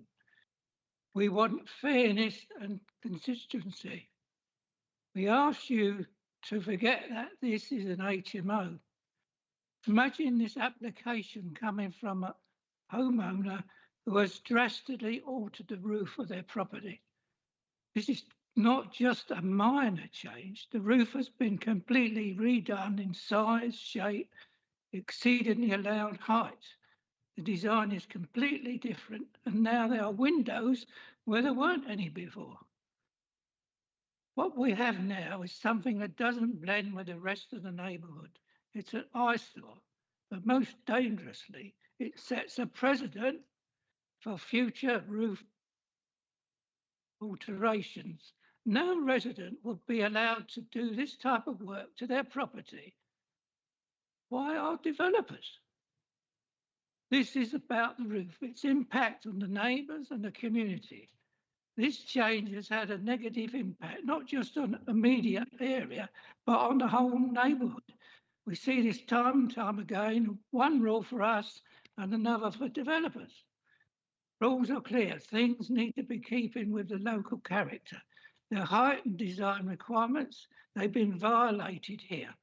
To prove this would be a slap in the face to the very rules they are meant to protect. Fairness and consistency is what we need. If you don't, then what message does that send to developers? It will set a green light for anybody, ignore the rules, make changes that hurt the neighbourhood, come back afterwards and ask for permission, knowing the council is saying no to, it's too scared to say no to HMO. It doesn't matter, Maidstone Borough Council, who it hurts or the impact it causes. Maybe you move to Fant and live in these properties, in these neighbourhoods, and see if you think this is the kind of quality of life you want to inflict on others. This is about the future of our community. We must uphold standards or we risk losing everything that makes Fant livable. Thank you.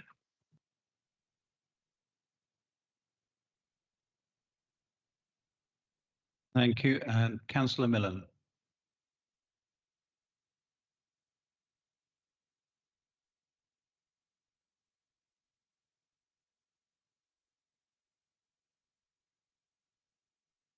Thank you.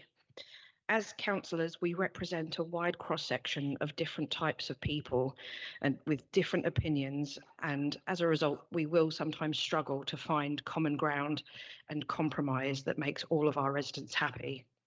In this case, this breach of rules does not just affect 1 or 2 or 3 properties. Due to the nature of this area and the size of this roof, it actually affects people in 4 different roads: Bower, Hever, Reginald and Orchard Place. 21 local people have officially objected to this, not including me and Paul Harper.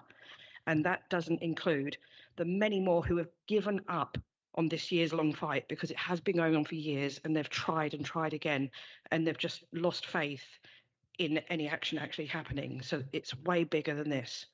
And yet just 6 people have given comments in favour, and all 6 of those people are tenants.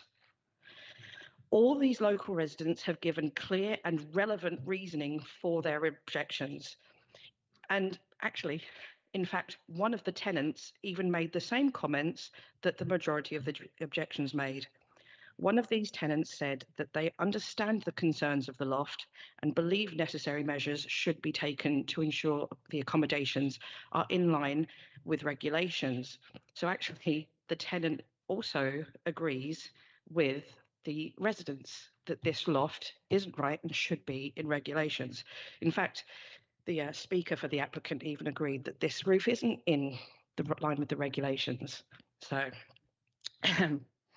the other comments from the tenants don't actually address the issue of the loft. They just comment what their job is, how they don't make noise, how they're clean, they don't drive, they don't have a mortgage, their landlord is a great guy. And it's weird listing all these things off. I have that in common. I'm also clean, don't make noise, have a good job, don't have a mortgage. My landlord's great. But I would not be coming here saying these things if my landlord had adapted the roof of my flat, made it bigger, changed the shape and size, because that would be ridiculous. I would be laughed out of here. I don't understand what the difference is from any other person and this. No good reason has been given for why this loft needs to be this big, this much of an eyesore and intrude on everyone else's space in this area. I sympathise with the planning committee and our planning officers who work very hard, but it's quite plain and simple. This isn't in line with regulations. The applicant's representative herself has admitted that. So we either need to put a condition in place saying that the roof needs to be in line or it needs to be thrown out. What's the point in having rules if we don't follow them? 3 minutes, thank you.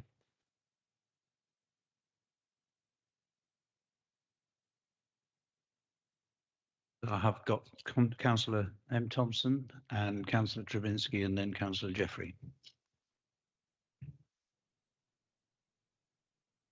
Thank you, Chairman. Good evening, members. I'm the ward member for Ringleston Ward and the ward councillor for the applicant in this case. Over the past few months, I've provided him with advice and support of a general nature. I've taken advice on my participation in this debate, which has supported my view that provided I am not predetermined, which I am not, there is no reason why I should not both attend and vote. There is clearly a long and convoluted history to the case, and arguably things may not have been done correctly at times in the past. I have also to say that I'm not the greatest enthusiast for HMOs, and my voting record while a member of this committee will bear that out. However, I believe that in this case, on balance, the way forward may well be to follow the officer recommendations for approval of the proposal with conditions. I believe that we must keep a focus on the fact that the proposal before us is to approve certain modifications to the buildings and not for an HMO as such. Both buildings are in use as HMOs at the permitted development level. While I've not been among those who have visited the site recently, and quite consciously so, I am very familiar with the Fant area generally, since my mother used to reside at Roseholm and my ex-wife now lives in Florence Road. I'm interested to note that there appears to be another house quite close to this site with a very similar roof configuration. The question of HMOs more generally will be addressed through a SPD to be brought forward for consultation over the next month or so. This is something that the previous administration, for whatever reason, failed to tackle. In the meantime, however, applications need to be appropriately considered within the existing frameworks. Thank you, Chairman.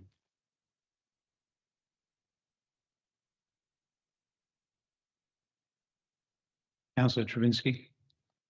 Thank you, Mr. Chair. Could we go back to the photographs of the side and rear elevations? Is that possible? Yeah, that one there. You see, that doesn't look very in keeping with the surrounds to me at all. In fact, it sticks out like a sore thumb. There was another one as well, I believe, of the back before that one. No. No, that was just that one. Yeah, I mean, that doesn't seem in keeping to me. And the fact that it's an HMO, really, we're not here to consider anything to do with it being an HMO, who lives there or anything else. It's the design and the fact that, to me, that would seem to impact quite heavily on neighbouring properties, and there would be a considerable loss of amenity, as we've heard, in fact, from some of the residents. That's my thoughts on it. Thank you. Councillor Jeffrey. Thank you. Yes, as has been said, we're not being asked to decide on the HMO aspects, and clearly, as probably we know, that retrospective planning isn't a particular issue. Although it does make I find it quite bizarre that there was a refusal in 2021 for a different design, and then the owner's gone ahead and done something anyway. I mean, it just beggars belief, really, doesn't it? The roof's gone from a pyramid, a small pyramid, which was in keeping with the road. And in answer to Ms. Widdowson's question, I know Bower Place very, very well. It's gone from this small pyramid that was unobtrusive to a Toblerone, which is rendered in quite, and I think I heard the word jarring being used. I think it's really quite stark. The house wasn't prominent; it now is.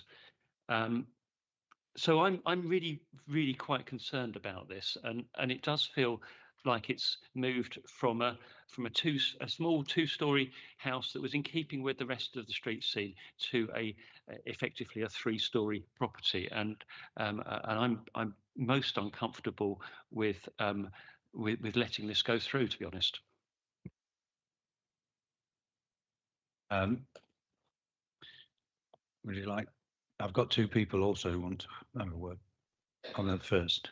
Councillor Harwood and Councillor English. Thank you, Chairman.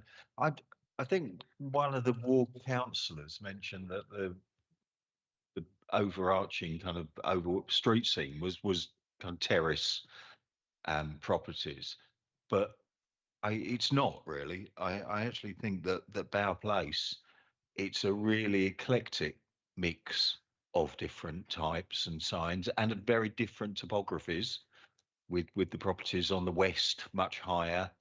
And actually, Hever Gardens, bizarrely, has this almost kind of rural feel.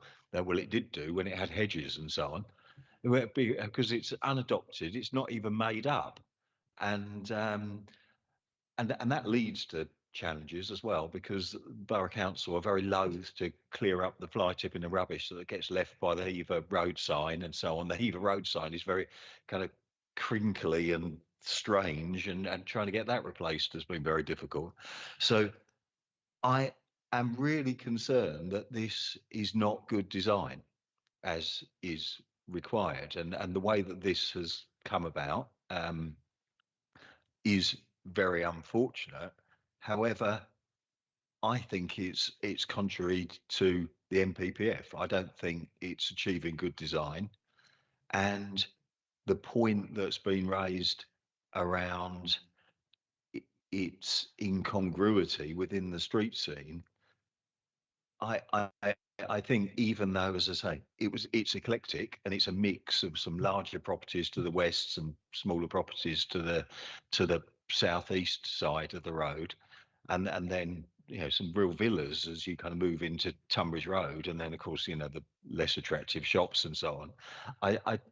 I actually think that what has happened here, the long extension, the additional section on the roof, has had a very significant detrimental effect on the prevailing street scene, and I think it's also the fact that it's now surrounded, as I think was mentioned by one of the residents, by tarmac, which the hedges and so on have been lost.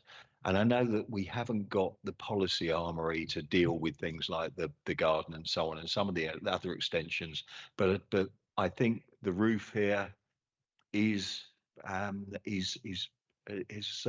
think we need to make a stand, and I actually recommend that we do move refusal in this case.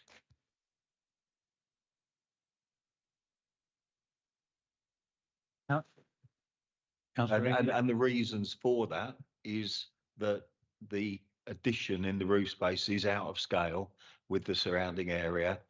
It is a very jarring feature, particularly with the render and that use that's been put in place there, which it doesn't look organically part of the building, which was a very simple building.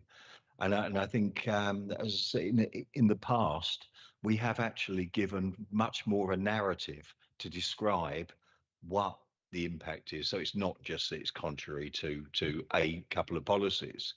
I think we actually need to provide the additional narrative about the jarring addition here, and in terms of its scale and design, and actually evidence why it is problematic for this setting. Thank you.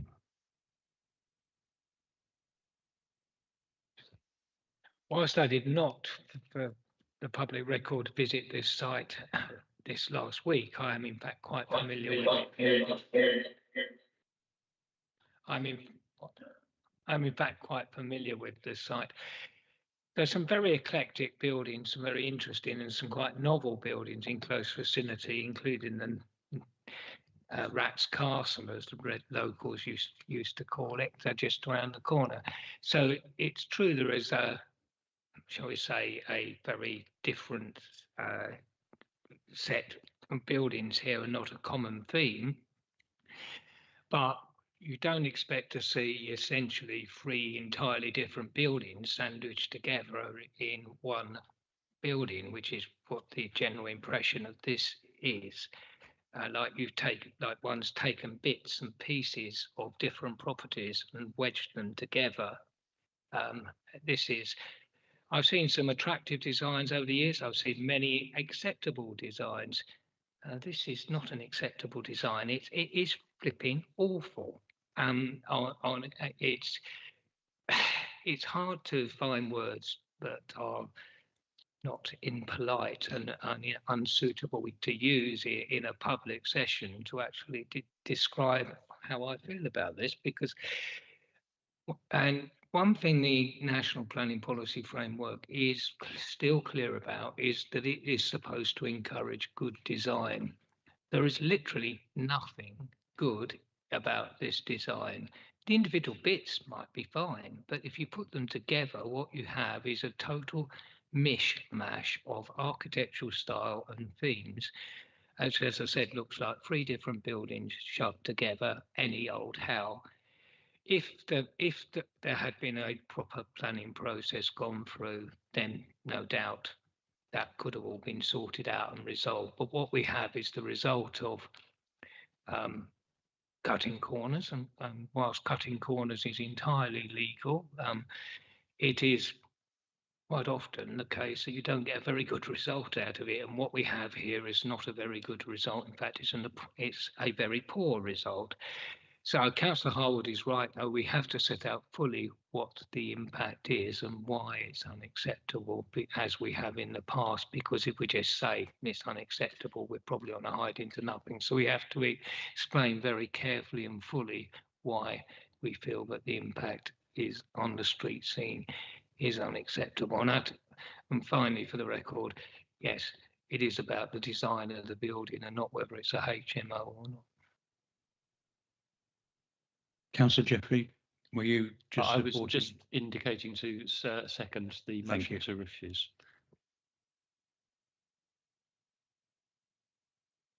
So I'm not particularly arguing against councillors on this. As has been pointed out, this is an application for roof alterations, nothing more, nothing less. And it's retrospective. So that means that the applicant has run the risk of us taking enforcement action. And if the application was refused tonight, the logical thing to do would be to serve an enforcement notice because it's retrospective. As has been discussed, to my mind, because it's retrospective, it's happened, the decisions are binary. there's either an overbearing effect or there's not. Obviously, the neighbour has spoken eloquently about the harm being caused in terms of the overbearing impact, and similarly overlooking as well. So that these are very binary things. So those could be sound grounds for refusal. Thirdly, I think it was Councillor Harper raised the issue of adherence to the new KCC parking standards. I think this one is more nuanced. So first test, it either meets the standards or it doesn't. But if it doesn't, is it actually creating harm? Can we point out to potentially an inspector that the lack of parking is causing highway safety harm? That's the question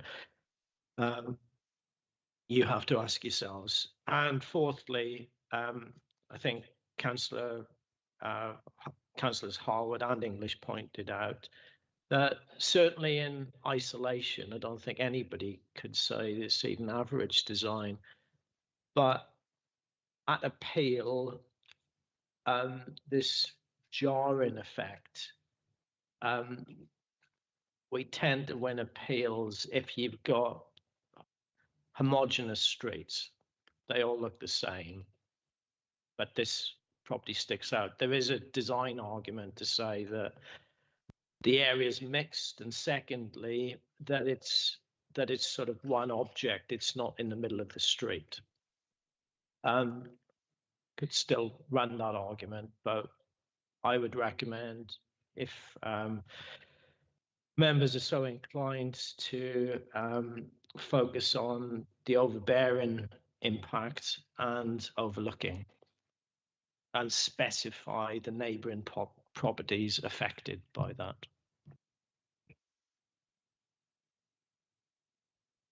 Councillor S. Thompson. Section 2.05, would I be right in saying that the sentence should end, but this is given, comma, since planning permission is not required for the other two roof lights? Since we're discussing the design of the roof, I think we need to make sure that that's correct. And would I be right in saying section 4.01 that fire safety concerns are not the concern of this committee for the purpose of this decision, but nevertheless we should be asking whether or not fire regs have been inspected and passed in this case? Thank you. Yeah, so Rachel can hopefully answer the first point, but the last point, yeah, definitely fire risk is part of building regulations. Yeah, in terms of roof lights, only 2 are mentioned because the other 2 sort of fall within the original roofscape, so don't require consent in their own right.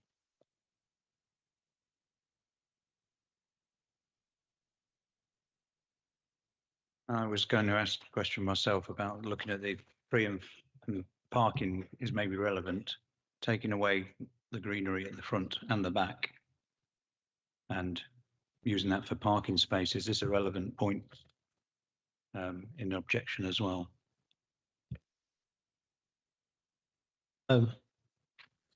Just check with Rachel. I'm not sure if that's permitted development. Yeah, those works would fall under permitted development.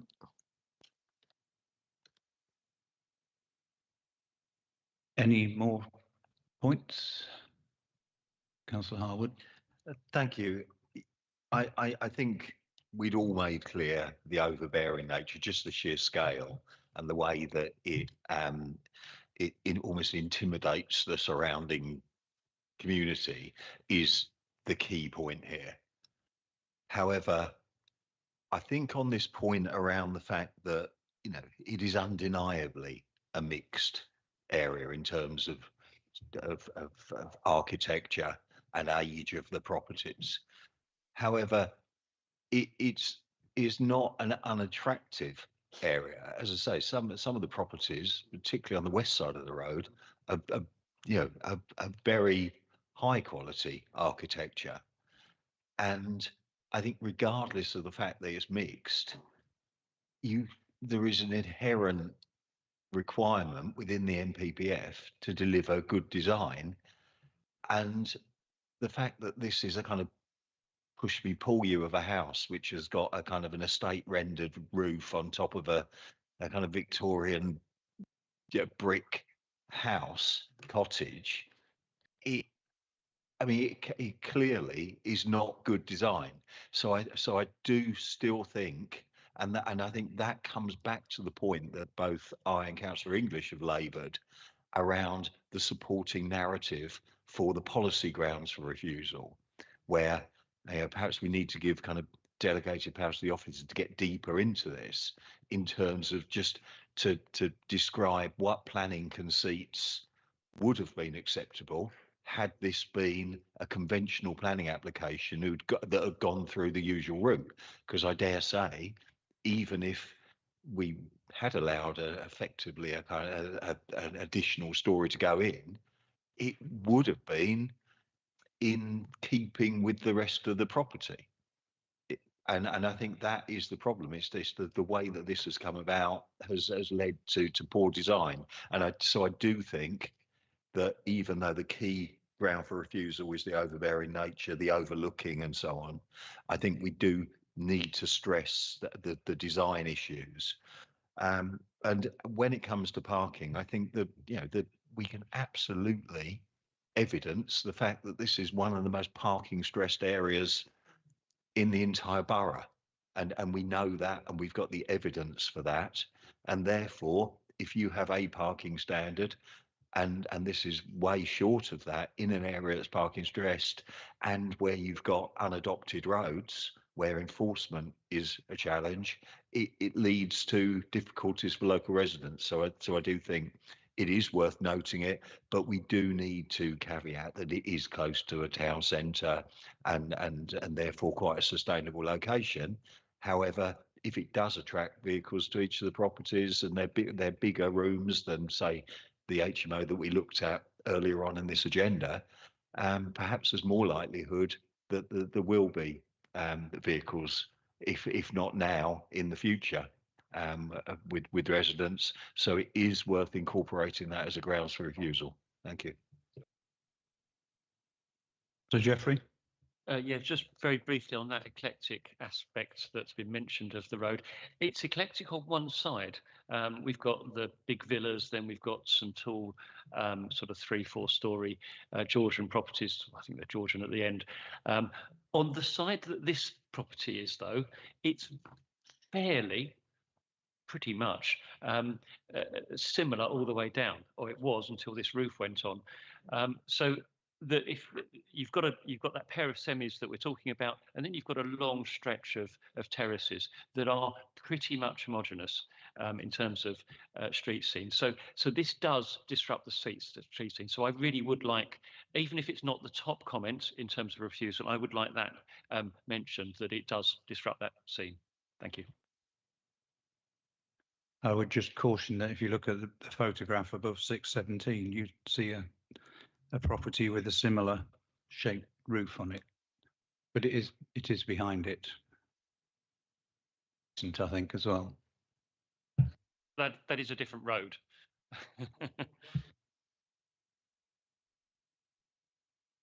Okay, we have a proposal for refusal from Councillor Harwood, seconded by Councillor Jeffrey, with various. Sorry.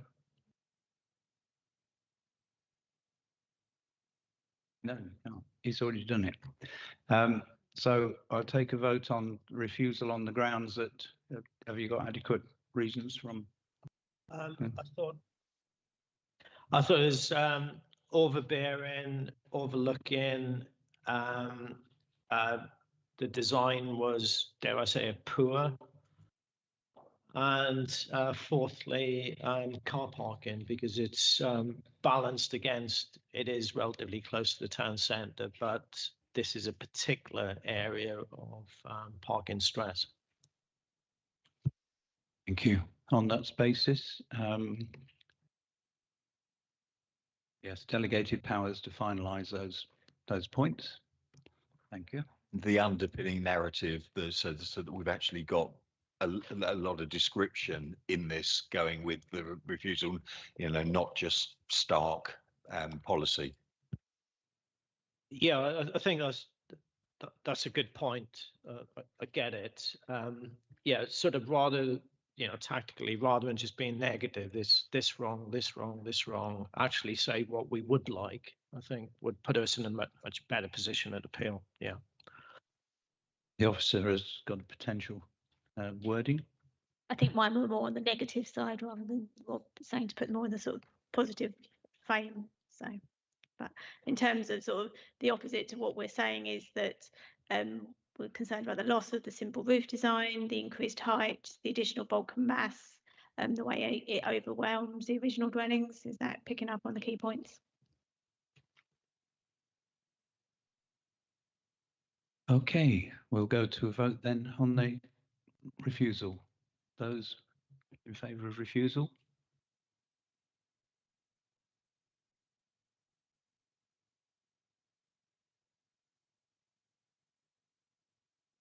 Those against refusal?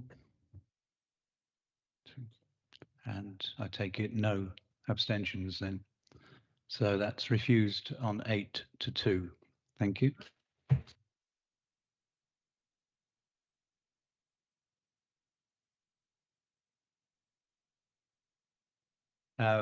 If people wish to leave, we'll have a short interruption now. And coffee break as well. Yeah.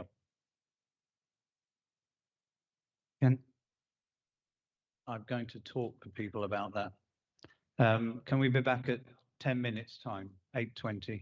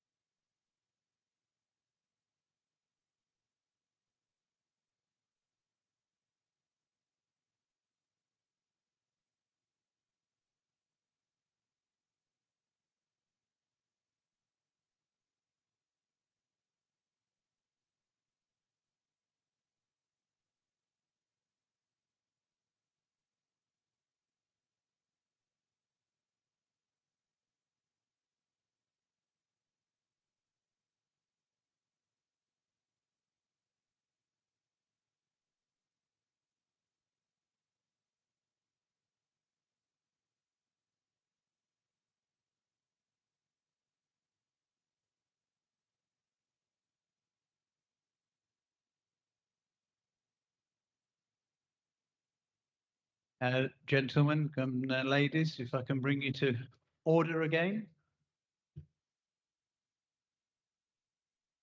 I wasn't talking to you. Right. We're going to check in an hour's time whether we can get to the end of the agenda or not. So we'll take a check at 9:30. And this, thank you. Right, moving on. We're now on item 15. Is that right? 14.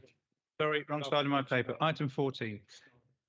Which is a start item. The item is 24502793 full, Knoxbridge Farm, Knoxbridge, Kent. There was an urgent update on this one, which was the omission of Staplehurst Neighbourhood Plan Policy from the committee report, which I hope you've all seen. There are no visiting members for this item. It's starred. If we wish to, anybody wish to speak on this, or do we? Yes, thank you. Paddy. Thank you, Chair. I was just going to say. So I think we have to have it introduced now as well. We have to have an introduction first. Oh, sorry, I do apologize.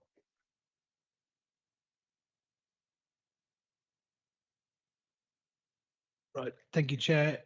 Good evening. So this is a cross-boundary application where the application site falls within 2 boroughs. Because of that, the applicant must apply to both Maidstone and Tunbridge Wells, but we can only consider the part that falls in Maidstone. And as shown here, and it's in your papers, the yellow area, the existing access road falls in Maidstone.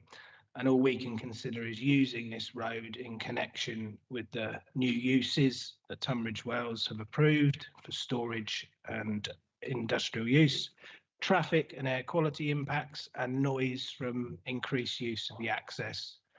As I said, the agricultural buildings fall within Tunbridge Wells. They resolved to grant permission for them to be used last month. And then one photograph, that's the existing access, which I think we approved a number of years ago. So substantial wide access road already there. So as set out in the report, we consider the traffic impact to be acceptable, subject to a financial contribution to Linton Crossroads, securing a shuttle bus to and from the site, and no objections are raised by the Highways Authority.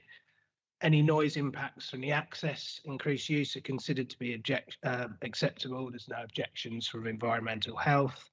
And as set out in the report, we recommend permission subject to conditions and a legal agreement. Thank you. Thank you. Does the applicant, Mr. Harvey, wish to speak to this?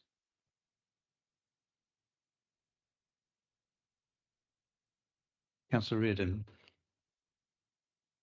Sorry, Chair, I was trying to be helpful. I had contact from the chair of Frittenden Parish Council today, who has said their concerns had been addressed in the conditions, so they're comfortable with it. So I just wanted to pass on that information.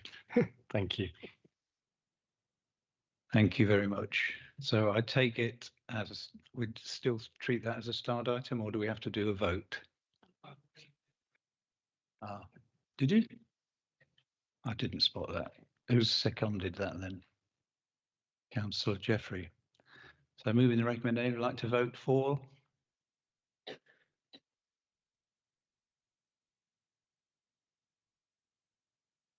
Against? Abstentions? 1 abstention.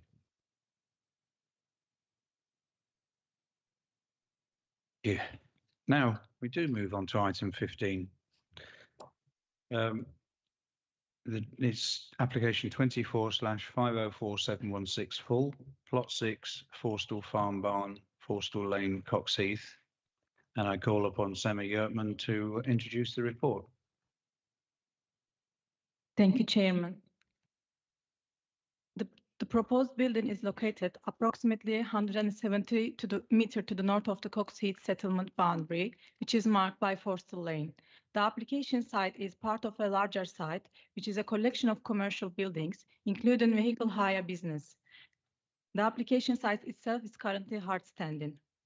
The site is accessed by a private access road approximately 75-meter long and is screened by existing landscaping with a laurel hedge to the east and a row of trees to the further to the south. In this photograph, we can see the main road and this long access to the application site. The plan application is for a new building to provide tire change and wheel balancing unit. The proposed building would have approximately 14-meter width, 17-meter depth, and 5-meter height. The applicant has set out the proposed building would be used in conjunction with the existing nearby and commercial uses. The proposed building would be in similar design, scale, character, and appearance that's keeping with nearby existing and approved commercial development. The location of the building is 200 meters from the nearest neighboring properties to the site, and this location will reduce the likelihood of the disturbance. The proposal would be in accordance with policies SP 11 and CD 6 that permits the expansion of existing business in rural areas. In this context, whilst there would be an additional building, the proposal would be substantially below the significant harm threshold given the policy SP 9. On this basis, I recommend grant planning permission subject to planning conditions, with the delegated powers to the head of planning and development to be able to settle or amend any necessary planning conditions and informatives in line with the matters set out in the recommendation and as resolved by the planning committee. Thank you. Thank you.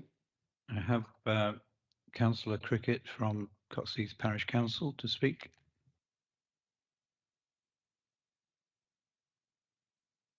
Just to advise you as before, you have 3 minutes. Thank you.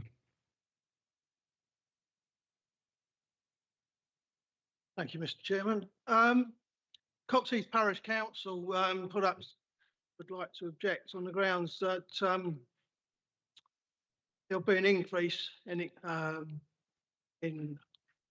vehicular traffic, particularly of the heavy goods variety, going in and out of the site. Also noise from the additional machinery, which they're going to need to carry out these wheel change or tyre changes. We've already seen an increase in traffic in the local area. And this one application is just one of many along that stretch of road, each taken in separate plots. There's also concerns raised amongst councillors that the actual storage of these tyres, both new and discarded tyres, it's not uncommon for the residents of Coxheath to have their nostrils aroused by the intoxicating fumes from the burning tyres from that location on many occasions.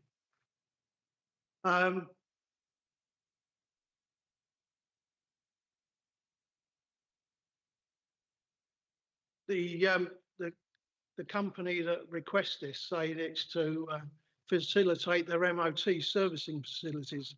They haven't been granted any such license yet to carry out MOT certification of any vehicles on that site.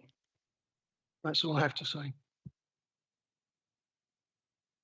Thank you very much. Councillor S. Thompson, then Councillor Harwood and Councillor Jeffrey. Thank you, Chair. I note the contribution made by the previous speaker with interest. I am pleased to note that the servicing of road vehicles, be they electrically powered or otherwise, in the out of town areas is an economic benefit to the region. It potentially reduces road miles through such a local business, so that is to be welcomed. I'm generally puzzled by the conditions. I'm looking at pages 46 and 47. Number 8 talks about the landscaping conditions, particularly C, D and E, and the 10-year landscape management plan. Item 9 talks about the establishment of landscaping. And at 13, on page 47, it talks about the no open storage of plant materials, products, goods for sale and hire, and so forth. All of these things I'd generally like some clarification about, because the red line shown for the application only shows a small part of what I think is a shared business site, and where I think the landscaping and such like is supposed to apply is shared routing. So my questions are, how are those conditions actually to be policed, and indeed who is held responsible for them? I'm struggling to see how that actually would work in practice. Thank you very much, Mr. Chairman. Thank you, Chairman. I think in terms of the red line point, I think there's the red line at the beginning rather than the red line in the middle of the drawing, which is the much more constrained area, maybe. Yeah, that's the right one. So I think all the landscaping applies on that. But what I was going to say actually was I actually thought that the suite of conditions was very good. I particularly like the fact the BREEAM very good standard that is being sought, and the 10-year replacement on landscaping and so on. And in terms of the points that were raised, the very valid points raised by Coxheath Parish Council, they are not dealt with under a planning heading.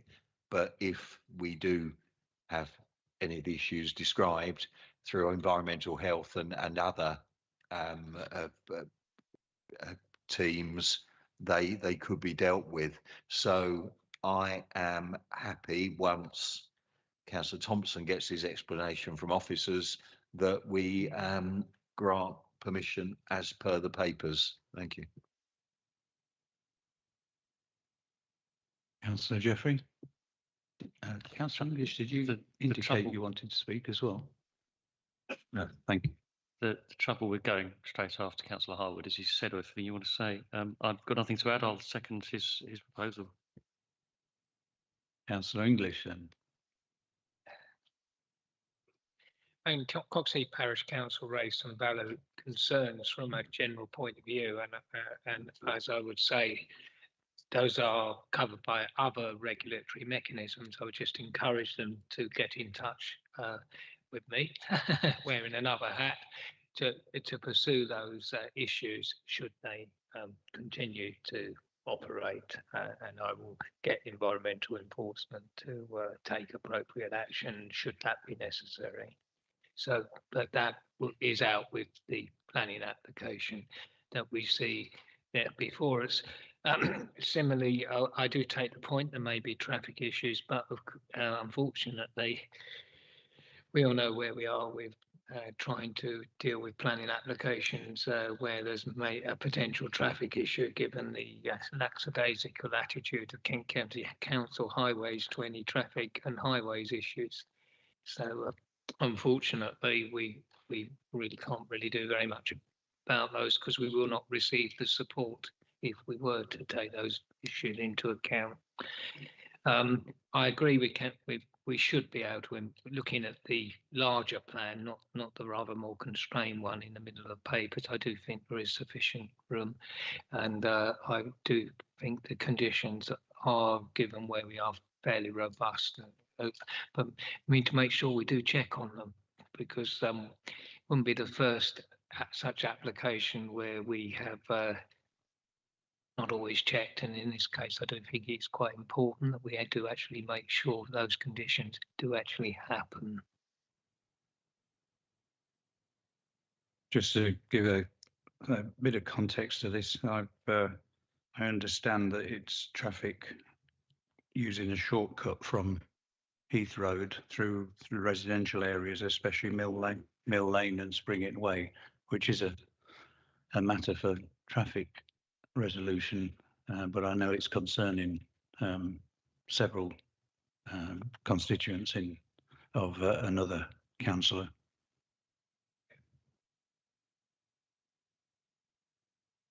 So if there's no more points there, we have Councillor Thompson's question to sort out.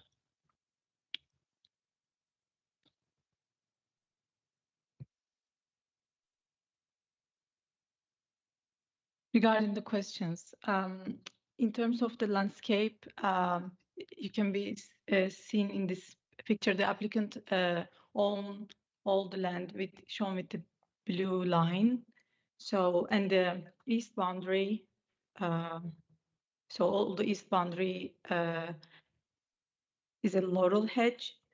In terms of the traffic noise, we could put a condition, we did put condition for the hour restriction, but we could add a condition for the noise. And the other point is, another point we didn't put a noise condition is it's quite far away from the residence and residential area, but that could be added later on for the noise condition. I'm sorry, I'm going to have to press the point. On number 13, it says no open storage of plant materials, products, etc. As Councillor Harwood has clarified, the picture plot 6, page 38. If that plant materials, etc., were to be put outside of that red line, is that then enforceable? And I'm assuming that the landscape issues are to do with the long drive going from plot 6 to the south, I think it is. Is that in shared ownership, or is it all owned? Is the whole plot owned, and therefore the responsibility lies with the same landowner and is therefore easy to enforce? I hope I've been clear.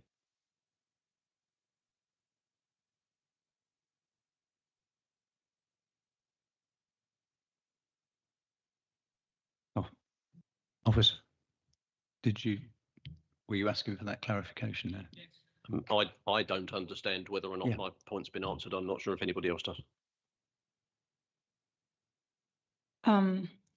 So yeah, the applicant owns all the area. So in terms of condition 13.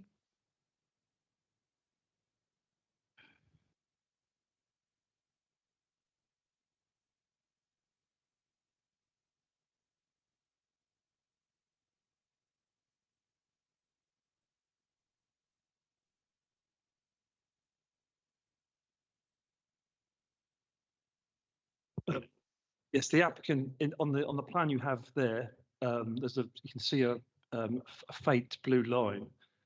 That is the land that's in the applicant's ownership. So it includes all of the access road and all of the site itself. So the applicant, in terms of the condition, the applicant can put landscaping outside the red line if necessary.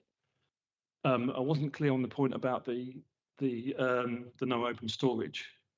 That just relates to the red line boundary. That's helpful. Well, that's interesting because I just asked my colleague to my right who gave me the opposite answer.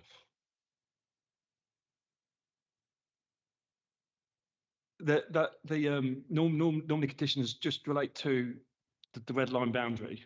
In terms of there's a difference with landscaping because that can go, if necessary, that can go outside because it needs to screen the actual building itself.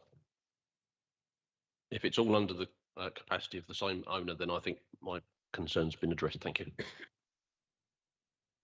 Do we need to specify that more clearly in the conditions or not? I don't think so personally, but.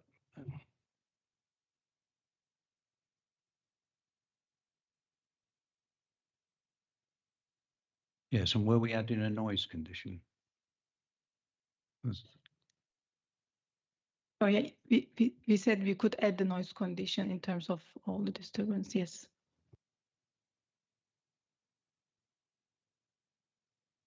Are you happy to incorporate that? The two.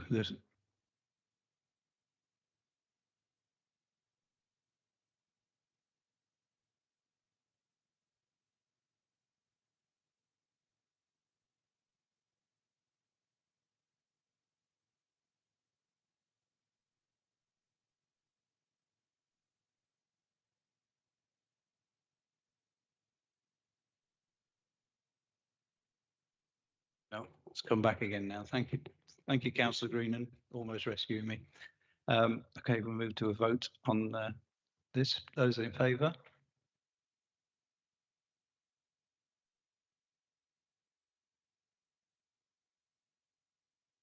And I'm abstaining, so that's 10 for, none against and 1 abstention.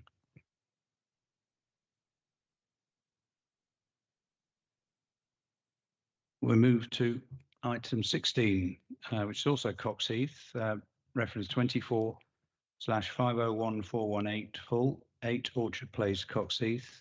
Call upon Tony Ryan to introduce this report.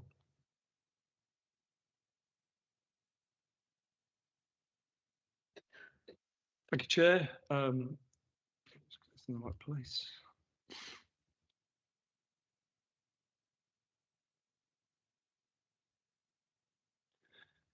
This application is for the construction of a 3-bedroom end of terrace dwelling on land to the side of 8 Orchard Place in Coxheath.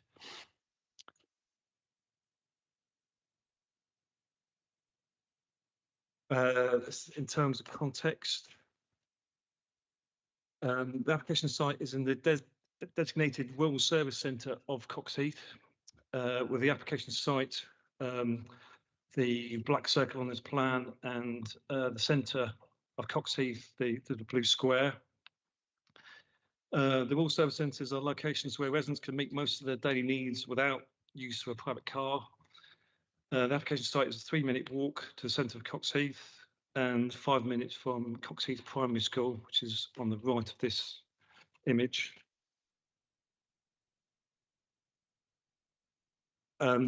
The application site is at the cul-de-sac on the south side of Heath Road, with 78 Heath Road directly to the east of the site. These images show the existing terrace on the top and the proposed terrace on the bottom of the image. The application site is on the land to the side of 8 Orchard Place, which is the end property on the left here. And this is a terrace of 5 existing properties. Orchard Place has forecourt parking, on-street parking, detached garage blocks and integral garages. The wider area is residential in character, with dwellings of varied design and form, with varying degrees of spacing and roof form. The rear of the application site is managed lawn. To the side of the existing building at present is a paved patio area and a shed, and to the front is a hard standing area used for parking. The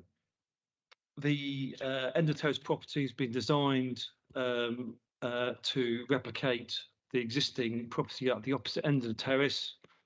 So you have a sort of bookend to match the opposite end of the terrace. The office report at paragraph 607 to 631 goes through the criteria and adopted policies, LPR HOU2 and HOU4, which include assessing impact on privacy and natural light, and it's concluded that the application is in accordance with these policies.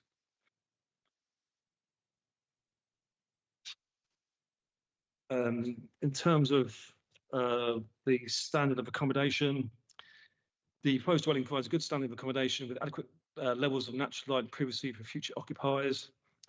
There is a requirement for rear garden space to be equal to the footprint of the dwelling. I need to correct paragraph 6.34 of the report, because in this case the rear garden space is smaller than the dwelling. We still think that this is acceptable because the way that the building has been designed to fit in with the neighbouring terrace, and that is considered of more importance than meeting the exact garden space standard.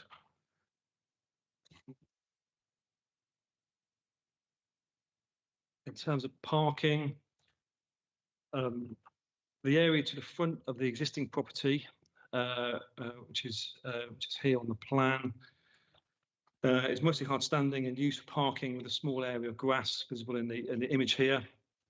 To access the existing car parking area, the applicant has historically used a small area to the front of the garage of number 10. This is the blue triangle of land, which is shown in the images on after paragraph 6.21 of the report, page 54. It is probable that the applicant has gained a legal right of access across that land to access their parking space. However, there is uncertainty, in terms of whether that right of access would be transferred across to the occupiers of the new building. In that respect, the application is being assessed on the basis of no car parking, and in terms of the location of the property in terms of the centre of Coxheath, it is not considered that the impact of 2 additional on-street spaces wouldn't meet the test of refusal in the NPPF, which is a severe impact. It's concluded that the proposal is acceptable in terms of the design. It's in a sustainable location. The dwelling is in keeping with the character and appearance of the existing terrace. There's no harm to amenity, and the proposal is acceptable in terms of highway safety. On that basis, the officer recommendation is to approve. Thank you. Thank you. We have 2 speakers on this one. Ms. Wooler first, objector.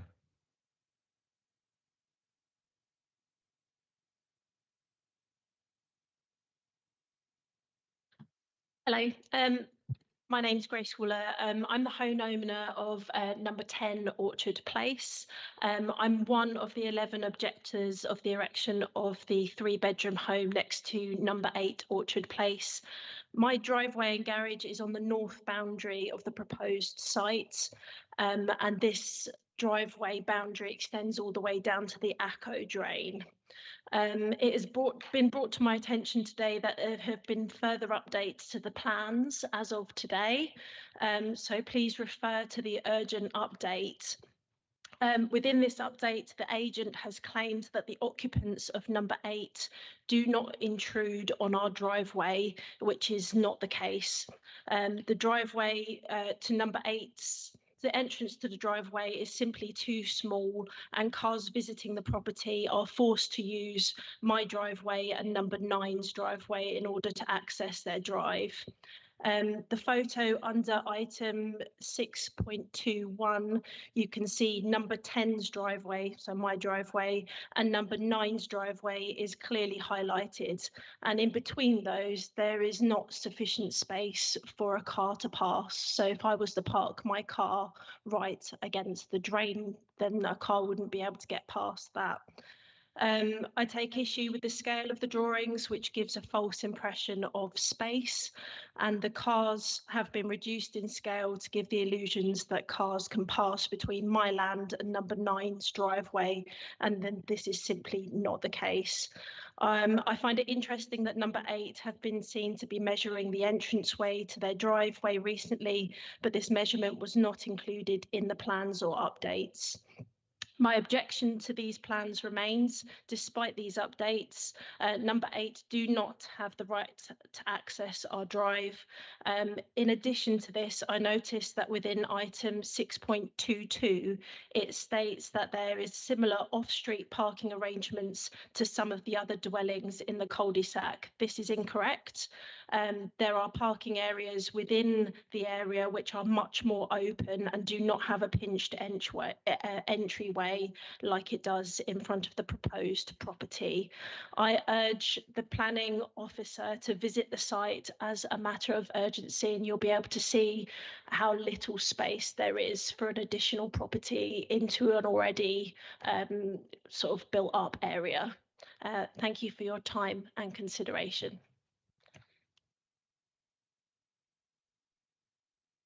Thank you. Councillor Cricket for Coxheath Parish Council.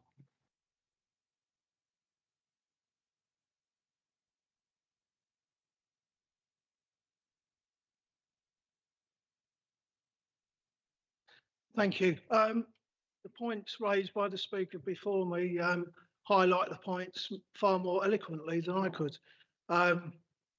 It's the picture before you is just a brilliant example of a wide-angle lens. It doesn't give a true reflection of the actual parking available. It would be, if I can give you some history into that estate, originally in 2002, there was application for 14 dwellings. And after several applications, they were allowed to proceed with 12 dwellings, which we have today. Emphasis on when the site was built was on traffic flow and parking arrangements. In fact, no building could take place until the parking arrangements had been fully established and vehicles were able to access and egress without any difficulty. I've walked down there today and there's cars parked all over the place because there is no curbside parking because everyone's got a drop curb. I think the biggest loser in this application would be number 8 because he wouldn't or she wouldn't be able to park their car on outside the front of their house without crossing the footpath or the garage area at number 10. It's physically impossible to do it if these new building plans were put into place. That's all I have on behalf of the Parish Council. Thank you. Before Councillor Travinsky and anybody else need to clarify something here. Yeah, thanks, Chairman. Basically, we agree with the residents. I think if you just look at the block plan on page 54, clearly you cannot get 2 cars in there. And as Councillor Thompson pointed out on a previous application, we're not going to enforce exactly where people park on their own private driveway. You know, what the parking arrangements of what one resident does in 2025 is just not before planning committee. It's, you know, we have to deal with development, not people's habits. So as Mr. Ryan set out, we are assuming there's likely to be, because just the problematic practicalities here, as well as the argument about legal rights of way, we are treating this as 0 parking. So the question is that going to create highway safety? I did visit the site this morning, and there were 3 cars parked along Orchard Place itself on the right-hand side. So the main question before you is the parking proposed, is that likely to create a significant highway safety problem? And you've heard what Mr. Ryan has said about the sustainability of Coxheath. Thanks. Thank you. I've got Councillor Travinsky and Councillor Greenan. Thank you, Mr. Chair. Can we go back to the elevation slide, please?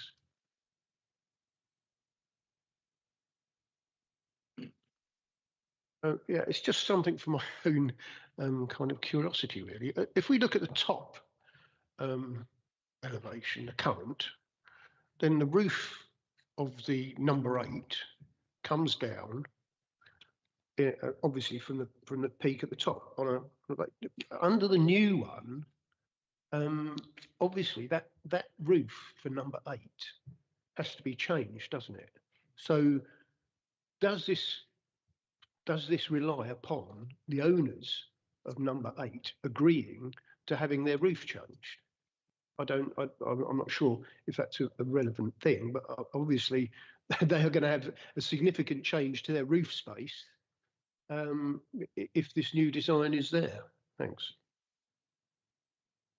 Yes, the application has been submitted by the owners of number 8. So it's the application has been submitted by the owners of number 8. So that's how I get what you're saying in terms of, if you look at the first floor window, the gap between the window and the new building is less in terms of the new plan. Yeah, it's less space on the bottom plan and the top plan.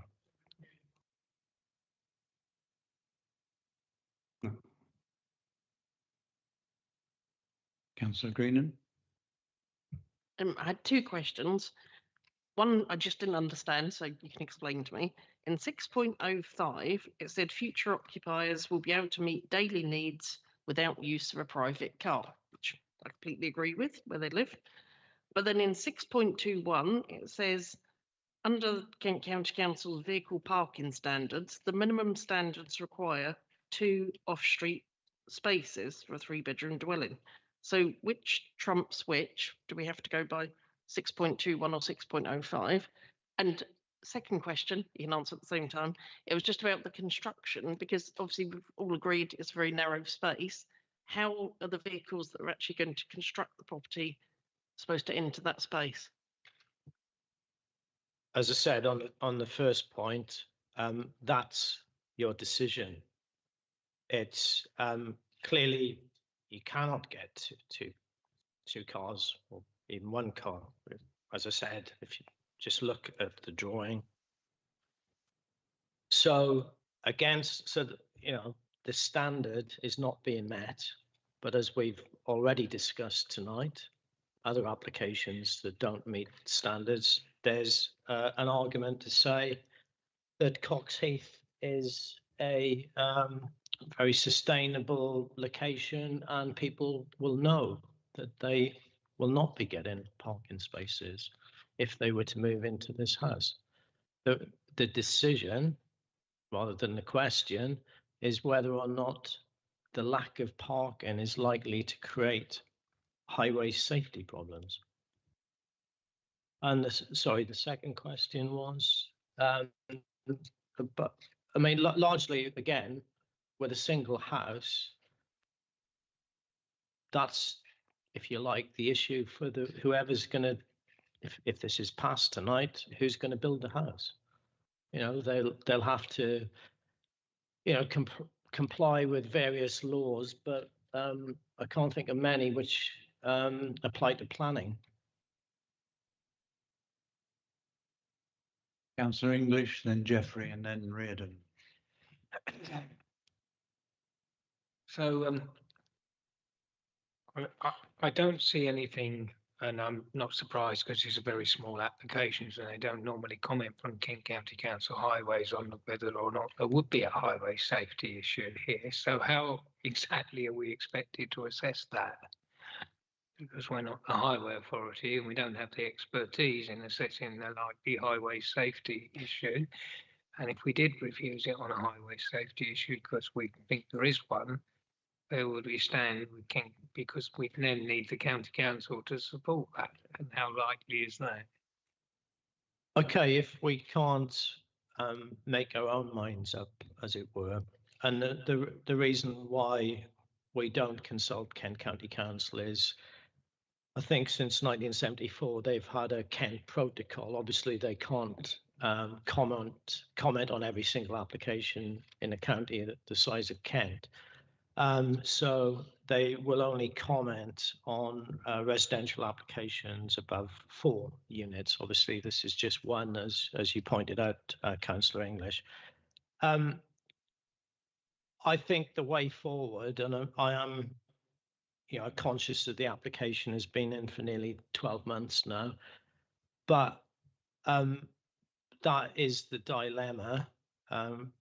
To my mind, clearly it doesn't comply with the parking standards. However, is it going to create a highway safety problem? I think it should be deferred, and the applicant should submit a parking stress survey.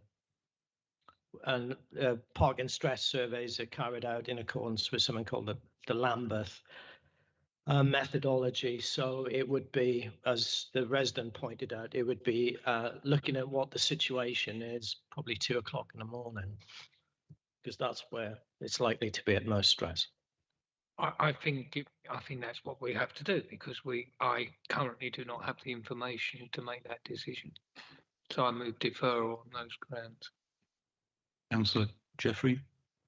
I get to second that motion of deferral. Excellent. I did want to also add, if the feeling is that that space can't be parked on, and clearly we're hearing that neighbours would be inconvenienced if people were driving over their land anyway. Is there, when it comes back, is there an option to have some conditions put on that garden to prevent it being parked on? That's only a question. Perhaps I'm being too direct here. I'm discounting the triangle in blue because there's dispute over that. And I haven't got a scale rule on me, but the actual distance looks incredibly narrow for a car just by eye. And my main point is that, you know, dare I say it, the owners of number 8 are saying, yes, of course you can get cars across the drive, but they're the applicants. And obviously they may well move and we can't control that. And all I'm saying is in very practical terms, unless one engineers a curb or something, you know, one of the tests of enforcement is, one of the tests of conditions is, as well as reasonableness, is enforcement. And what I'm saying is, just being hopefully I'm a practical person, are we really going to measure exactly where somebody's parking on their drive?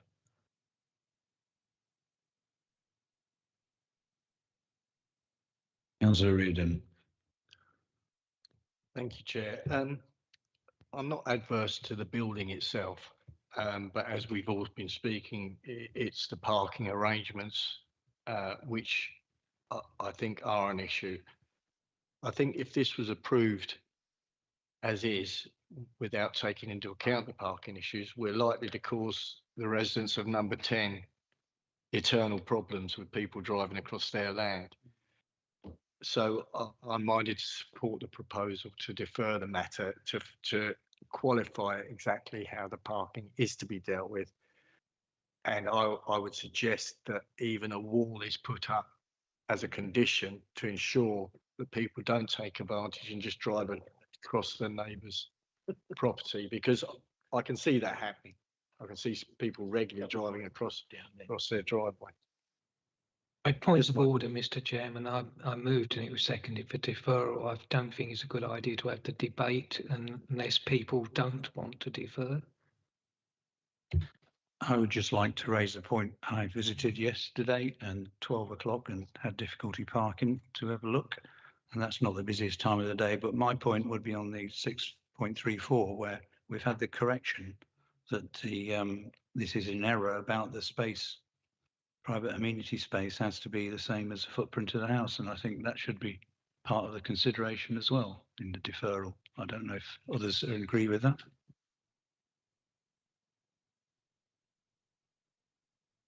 Sir Travinsky.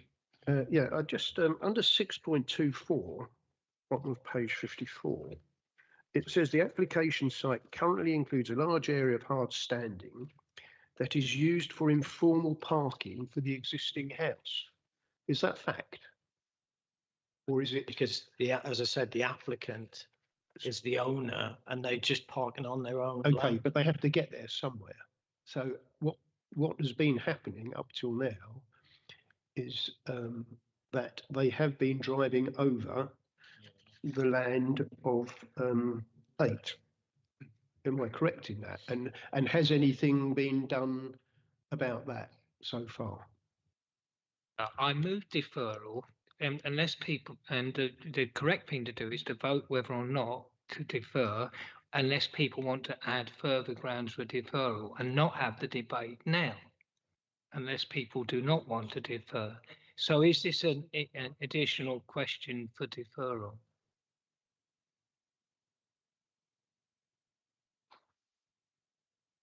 The honest answer is I don't know. But what I do know is it's nothing to do with town and country planning. It's it's a private matter between who owns the blue triangle. And I did introduce as an additional condition for deferral. Thank you. Okay, so with the here is the we're moving to defer this item to undertake request the applicant to undertake a parking stress survey and also to consider the private amenity space area at the back of the dwelling. Is that correct? We're all for that. So you move for deferral on that. Could I have a vote, please? So it's unanimous. Thank you.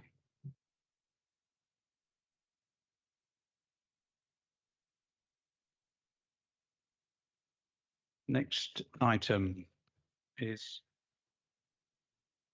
item 17. Yep. Item 17 is 24/502965 full 15 Kings Road, Headcorn, Ashford. There are no speakers for this, but do you wish to make comment? I understand from the parish council today that their objections have been dealt with, and I don't know if we know this. So, yeah, I don't think there's an issue with it now. Ace, can I move the recommendation on the papers? Is there an update? I've not. Yes, there. It's making clear what the parish council asked about. Okay, I'm on the wrong number. Okay, so is accepted and passed. Everybody? Yeah, all agreed.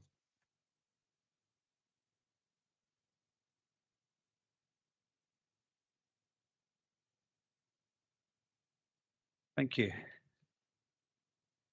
I'm just confused. Yes, I can't find the urgent update in the papers I've got here. But we've now taken the vote on it anyway. But I did read that somewhere, so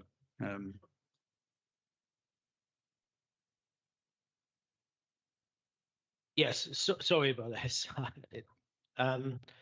The parish council, and I can understand why they asked this.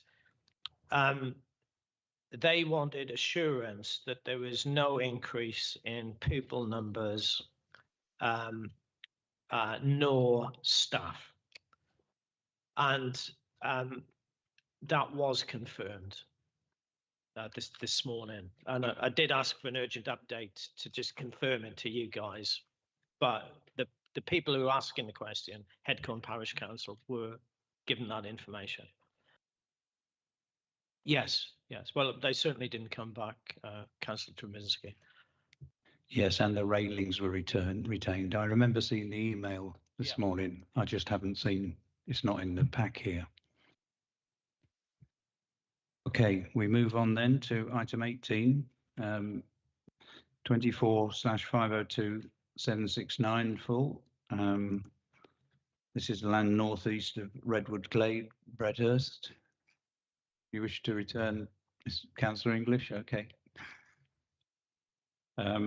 Erection of a self-built 4-bedroom dwelling.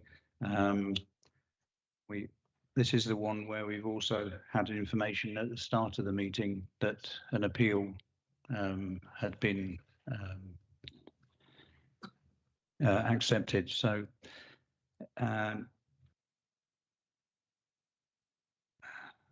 which one's this one? Francis. Yep. Thank you. Thank you, Chairman.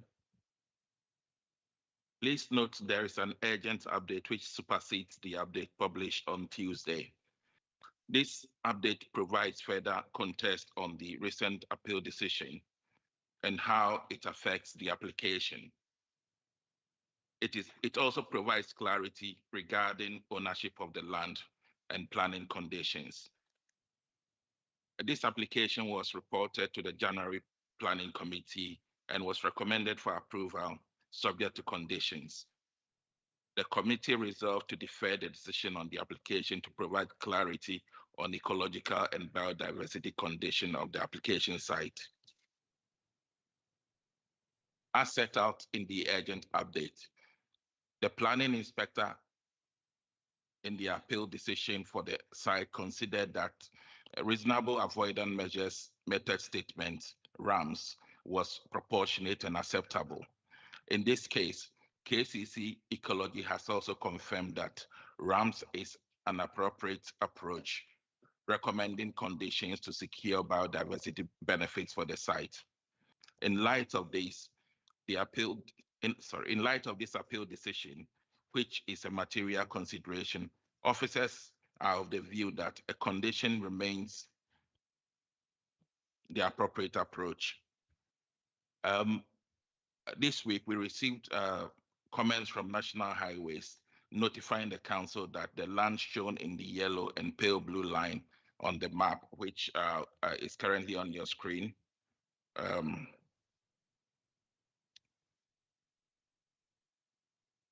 is owned by them as environmental mitigation land.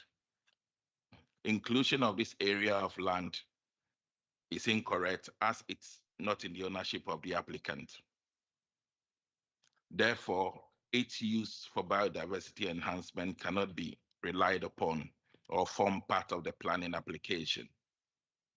The agent has offered to reduce the area covered by the blue line and provide some enhancement within the application site, which is the red line area on this map.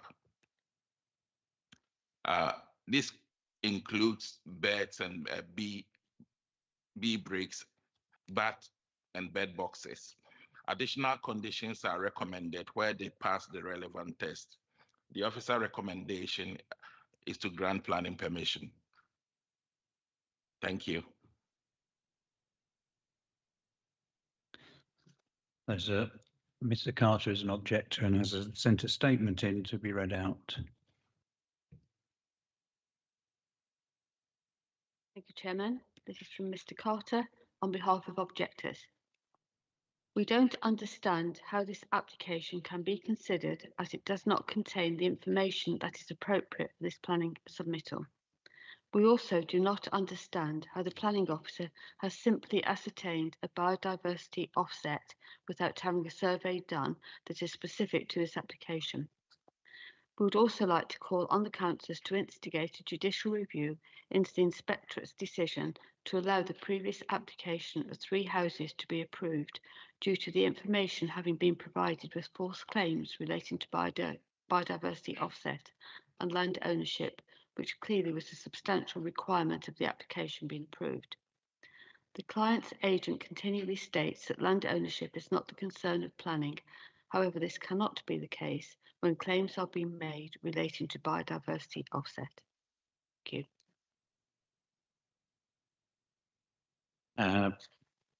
Councillors, Ms. Thompson, I believe this is your ward. Do you wish to comment? I think I would simply like to hear confirmation that, contrary to the statement that we've just heard and what I might consider common sense, that in fact the question of ownership isn't relevant, and the indication of where the blue line is actually doesn't have implications for our decision. Am I right? No.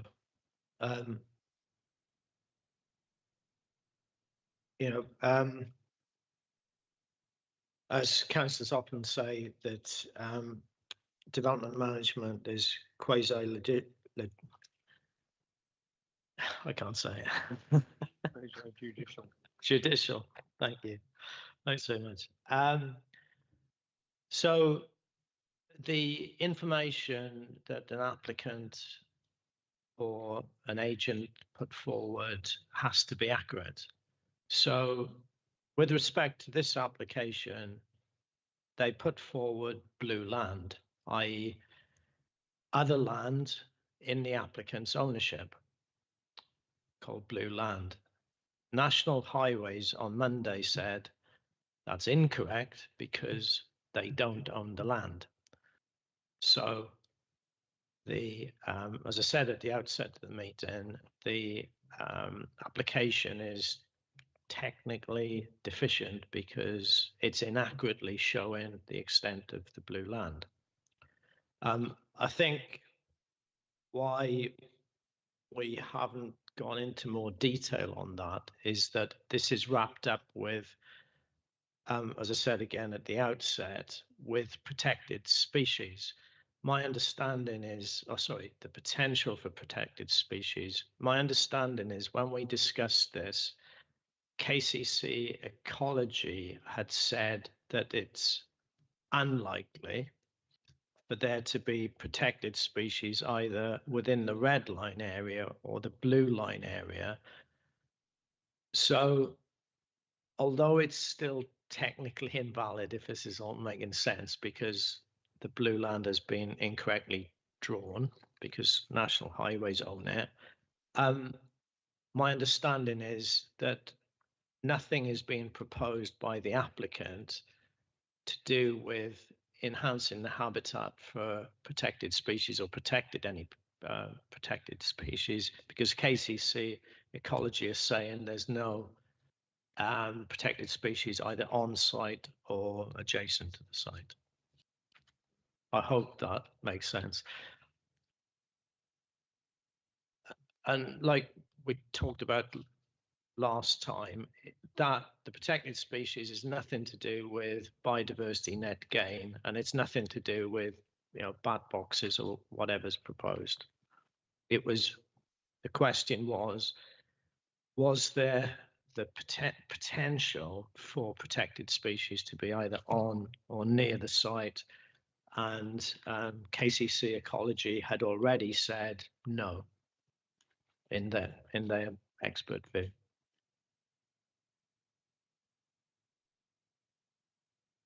Councillor Harwood. Yeah, but that's not the way we do things. We don't kind of guess as to whether there's something there. That's why you have ecological surveys, and that's why you don't clear sites prior to ecological surveys and so on. In this case, we've had a site being cleared to create a blank canvas. We know there are records for reptiles protected under Schedule 5 of the Wildlife and Countryside Act all around Bredhurst. Highways have got a conservation area abutting it for said protected species.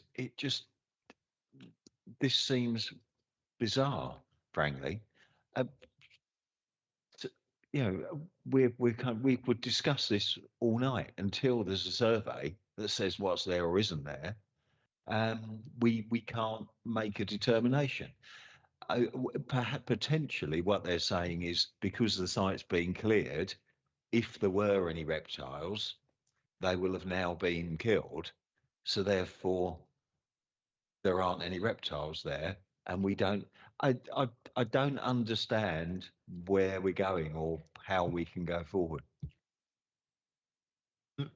Can we get up on screen what KCC Ecology have actually said? Because I don't know. Have they said we're in receipt of surveys? We've looked at all the records, and we are of the view that there's no protected species here.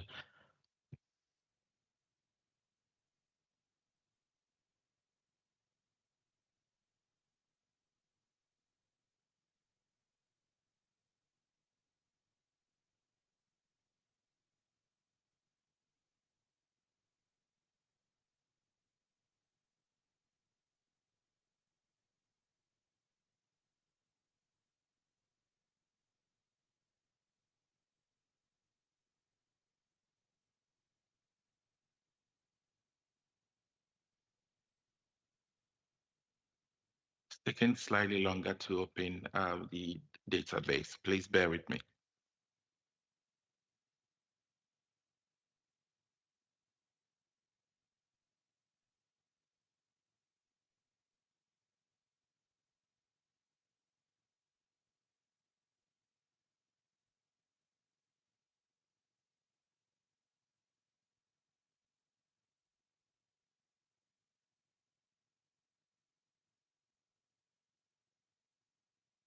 The chairman can tell me off. I'm conscious of time.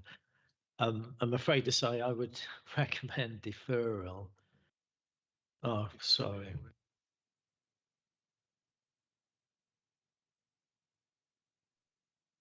I understand it just to take up time, really. Councillor Harwood's asking, did we ask the right question?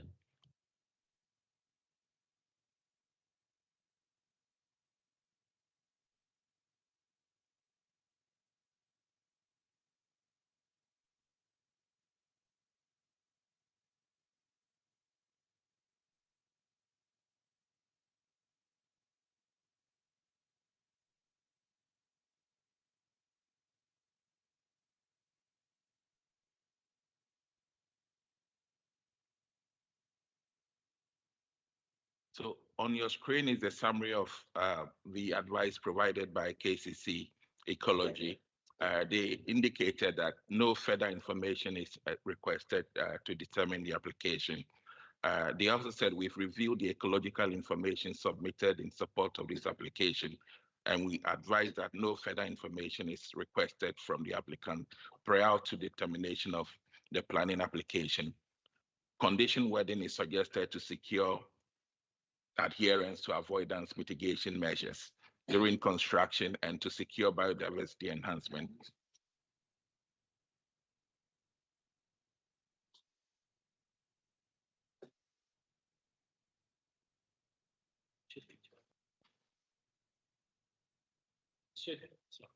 It should be 20, but it can't. It's 0 because they're proposing self-build.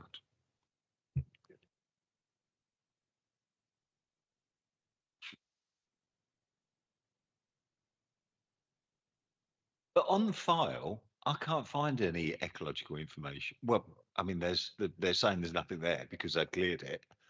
But so KCC have not seen anything more than we've seen that's on the file. So there has not been a survey. And that's the bottom line, isn't it? Is it that the Corylus ecology report that's referenced there? I think the Corylus, all they've said is there's some tall vegetation and there's some bare ground. That's not an ecological survey. That's No, a but description of a garden. But it says it's a reappraisal, so that means there was an appraisal and there's a reappraisal, does it? To clarify, there was an appraiser with the original application for 3 houses, and the reappraiser was submitted during the appeal to support the application, and that is the same one that has been resubmitted with the current application.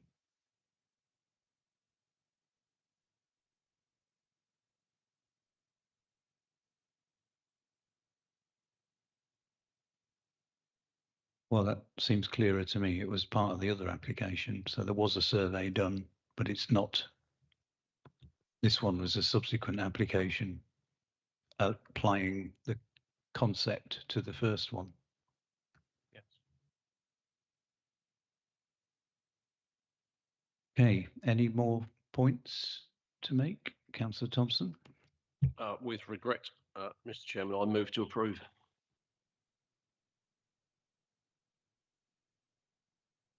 Anybody seconded? Councillor Reardon. Happy to second. Second, thank you.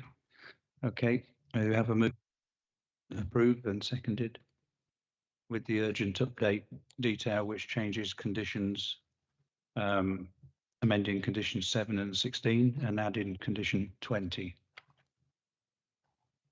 Okay, can I have a vote to accept that?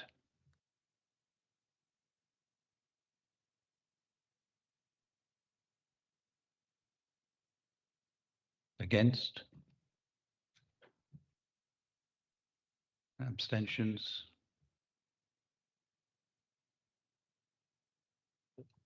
Right, 8 for, 1 against, 2 abstentions. That's carried.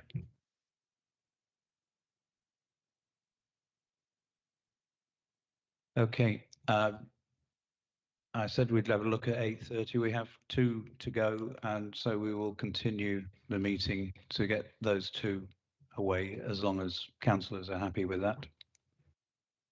Thank you.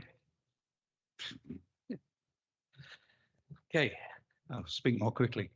This one is item 24/503940, full, Plumtree Park, Pye Corner, Oldcombe, Kent.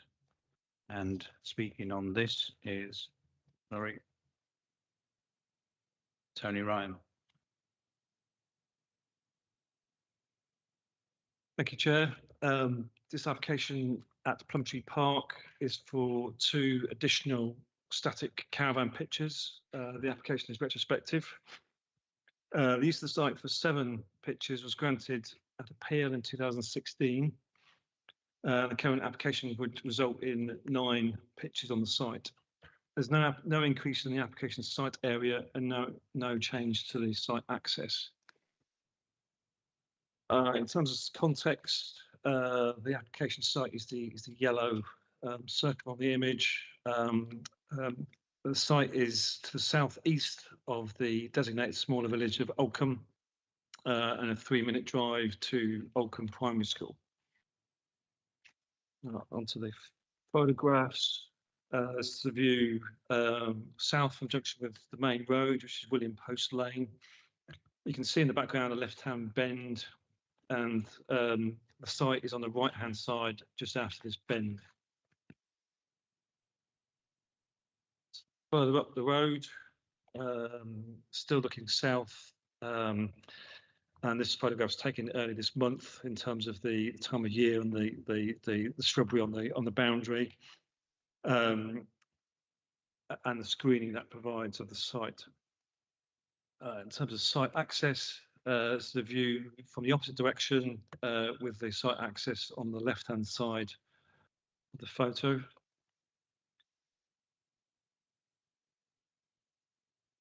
This image shows the previously approved layout at the top, which included a play area and a turning head.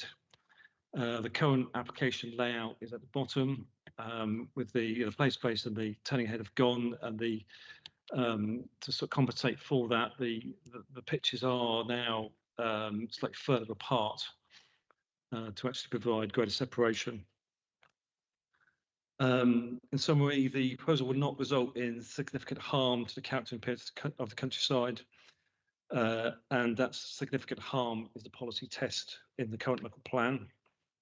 Gypsy and travel accommodation is typically found in countryside locations. However, this site is a short distance to the southeast of Oldcombe, and a 3-minute drive to Oldcombe Primary School. The principle of gypsy and travel accommodation has been established by the 2016 appeal decision, against the backdrop of a strong need for gypsy and travel accommodation. We only have a 1.2-year supply, which is well below the 5-year necessary. And on those grounds, the officer recommendation is to approve. Thank you. Thank you. We have 3 registered speakers for this. First is Ms. Diamond as an objector. Just to remind you, you have 3 minutes. Thank you. Good evening, everybody. Thank you. This application is proposing additional 2 gypsy and traveller pitches to the already 7 rented out. This is a commercial for-profit venture. It is not about G&T need. Therefore, Article 8 of the Human Rights Act, as quoted in the application, is not relevant here and should not be considered in decision-making, nor is relevant is the council's supply of G&T pitches. In Pye Corner and Kingsnode, the location of this application, there are already at least 43 caravans excluding tourers. The number of G&Ts significantly outnumber the local settled community, about a dozen households. This causes tension and ill ease amongst the local settled community. The PPTS states that due regard must be given to the cumulative total of G&T pitches and cultural domination, and decisions must not increase tensions between G&T and the settled community. Yet this council constantly ignores planning guidelines. The locality's historic and precious LLV, which MBC is allowing to be systematically destroyed at pace by agreeing more and more and more G&T sites. This landscape is our heritage and legacy. It should not be destroyed to create G&T sites. The design of this proposal and many other G&T pitches do not meet Kent design standards, let alone design of the open countryside criteria. The settled community would not be allowed to use harsh lighting that can be seen for miles, affecting breeding and flight patterns of owls and bats, which are protected species. This is also against NPPF 24, para 198, about the need to protect intrinsically dark landscapes from light pollution and the tranquil areas from noise. Also, there are no details of where foul wastewater will be dispersed and whether it is legal. It is illegal to disperse water into ditches that are dry part of the year, and in this locality, the ditches are dry throughout most of the summer. It's also illegal to disperse onto fields, streams, as it is an ecological and human biohazard. There is no information on the location of the treatment plant or cesspit, which needs to be at least 7 metres from the nearest building. A Green-led council should be doing all they can to protect this precious landscape.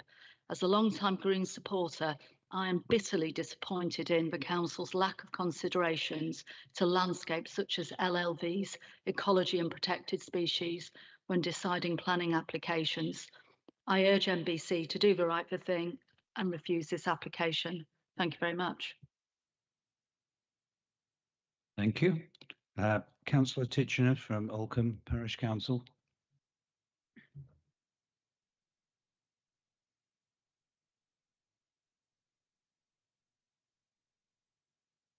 In the middle. That's it. Oldcombe Parish Council opposes this retrospective application for 2 additional mobile homes. The inspectorate decision in 2016 agreed that the Plumtree Park site should be for 7 static and 7 tourers only. This was agreed as a business site for the applicant to rent out to unspecified gypsies and travellers. We think it inappropriate to add 2 more mobile homes to this site because the applicant should have the ability to free up 2 of the rented mobile homes when the rental periods terminate. This means the site number could remain at 7+7. We also do not like the proposed elimination of the play area, which the appeal decision in 2016 said should not be used for any other purpose. Now, point 1, the committee report summary reference to not having a 5-year deliverable site supply is irrelevant if the applicant is able to free up 2 of the existing 7 mobile homes on expiry of the current rental periods. 2 of the 9 mobiles now in situ can then be removed. The applicant lives at Royden Farm next door, which already has 5 mobile homes for their extended family.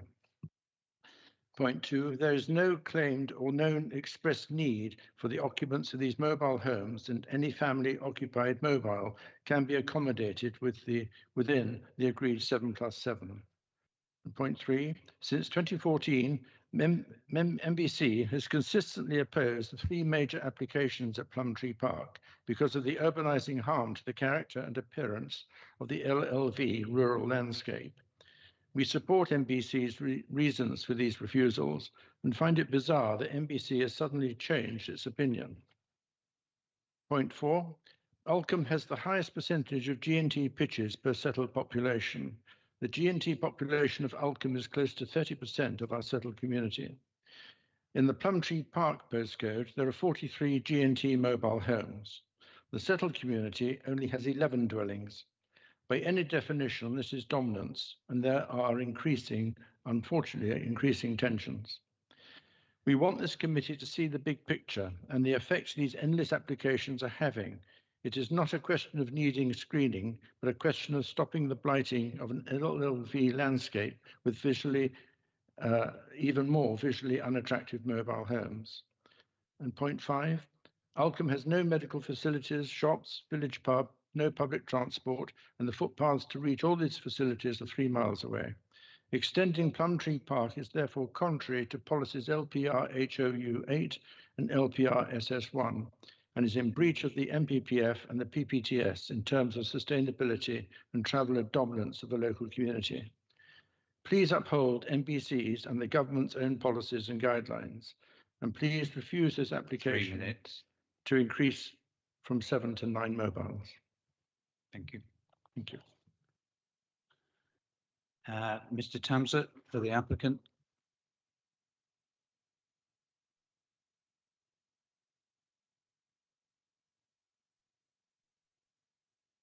Good evening.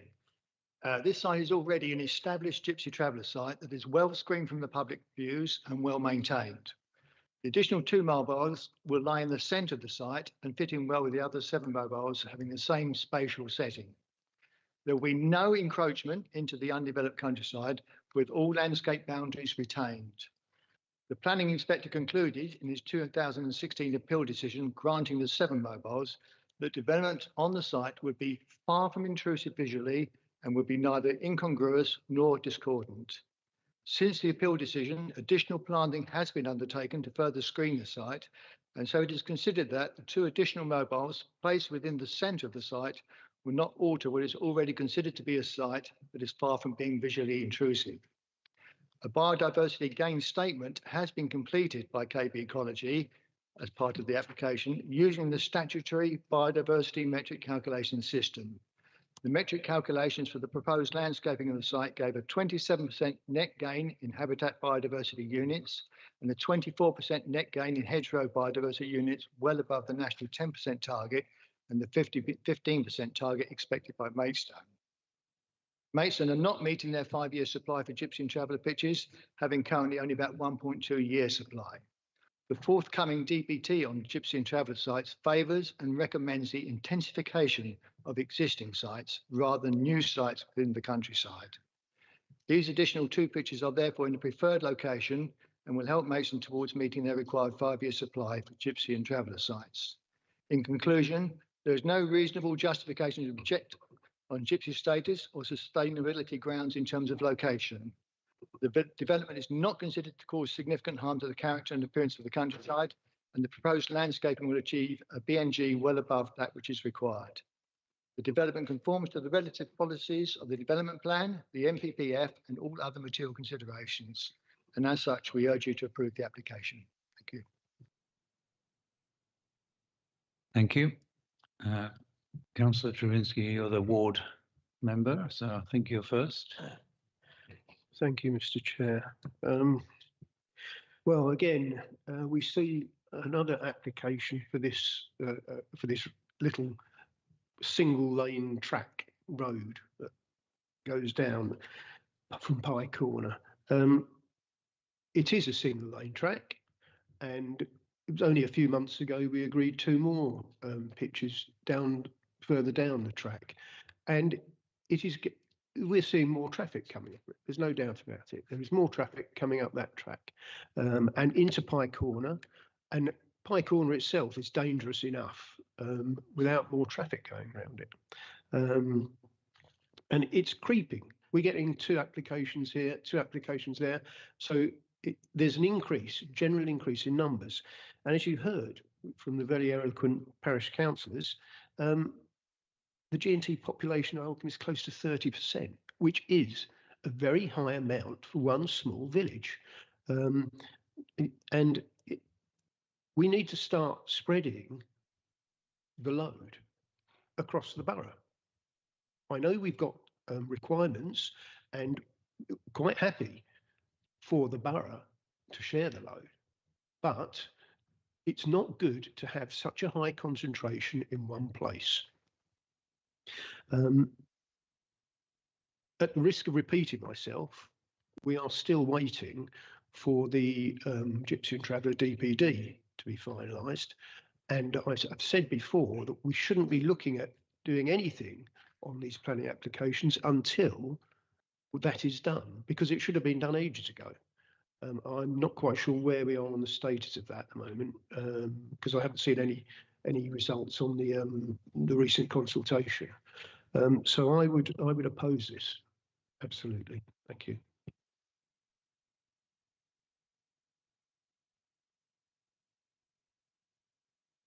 Right. Thank you, Chairman. We have got a trajectory for the development plan document, and that was outlined in the local development scheme that we submitted to government last week. So it's going to be a while yet, but one of the concerns that came back loud and clear from the consultation on the Regulation 18 consultation document was the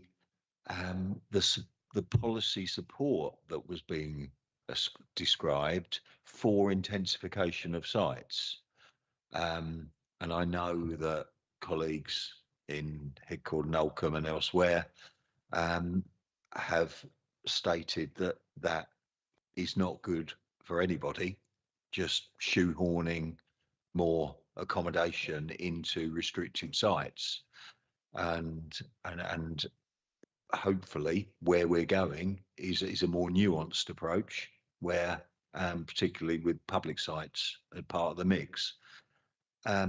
However, this site is different from the others at High Corner because it is not a family site. It is a commercial site, and it's, I think, this is two mobile homes too far, frankly. If you look at the picture, when we had the appeals back in, the inspector supported having the amenity space, and it actually created quite a nice layout in that there were two kind of discrete neighbourhoods almost within that site, and essentially now it's, you know, it's like a holiday park on the Isle of Sheppey. It's just a line of and I just don't think it provides the level of amenity that we would want for our residents. And so I really would like to understand from the officers what powers we do have to ensure the appropriate level of open space and the appropriate level of good design in layout within a commercial site such as this, because, you know, frankly, that linear site is now, I mean, it's like a tin of sardines, and I just cannot believe that it's acceptable in amenity terms. And I actually think that Councillor Titchener really put his finger on some of the issues here around the previous inspectors' reports, and I don't think, you know, the fact that we've not got the 5-year land supply, well, we know we haven't. However, that does not trump amenity and good design. You know, and if, you know, we were going to have to identify further sites and permit further sites, but we can't just put extra caravans into each site that we've got, unless it is organic growth because of families, because there's a daughter or a son who needs accommodation and has reached a certain age. I can understand that, and I've been supportive in this chamber, but just from a commercial perspective of just making more profit out of the site, you know, if, you know, potentially there's other parts of this land holding that could accommodate some additional caravans and things, but I just don't think using the amenity space is the way to go, and it's retrospective, which it starts to put in an element of kind of emotional blackmail in that there are people moved into those sites, and it just makes it very difficult. So I really would like the officers just to come back on how much weight should be given to the previous inspectors' determination around the importance of the open space and the fact that 7 was the appropriate number for a plot of that size.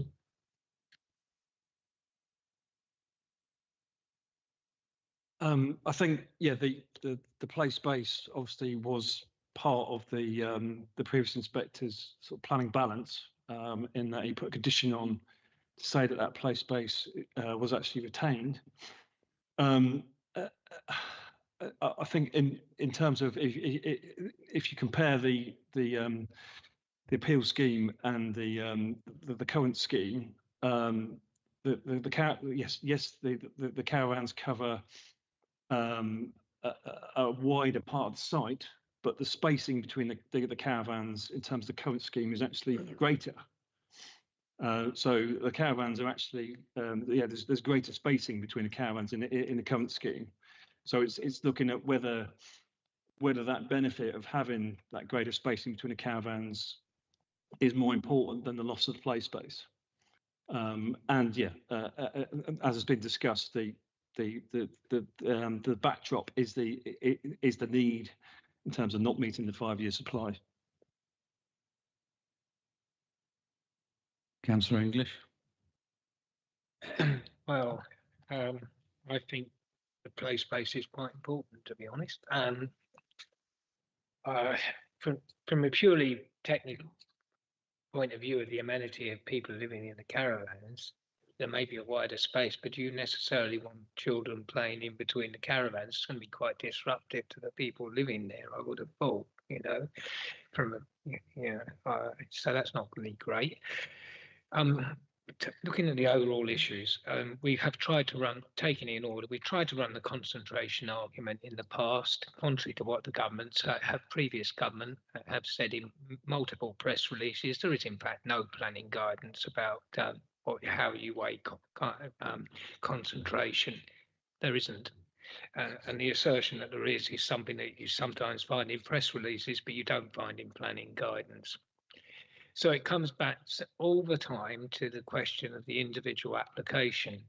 And that's what you have to look at. And looking at this individual application, I think the appeal decision and layout was perfectly fine and valid. And I don't see a reason from departing from that approach and going for what is essentially, in amenity terms, I think a substandard design.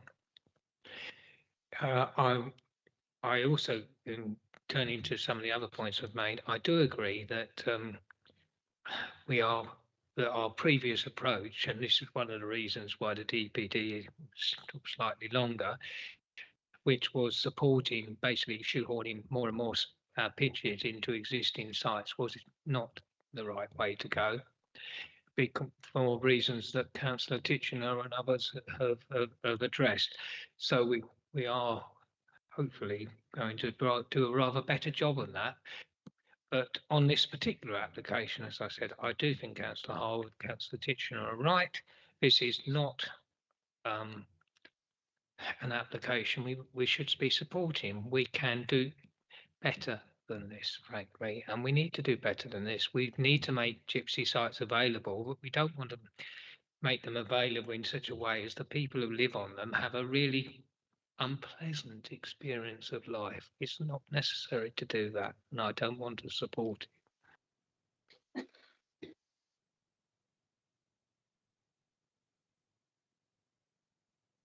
Thank you, Chair. I completely agree with Councillor Harwood and Councillor English's points.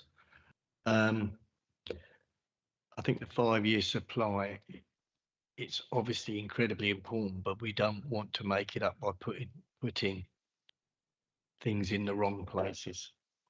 What I would like to comment on, which one of the speakers raised, is from the commercial aspect.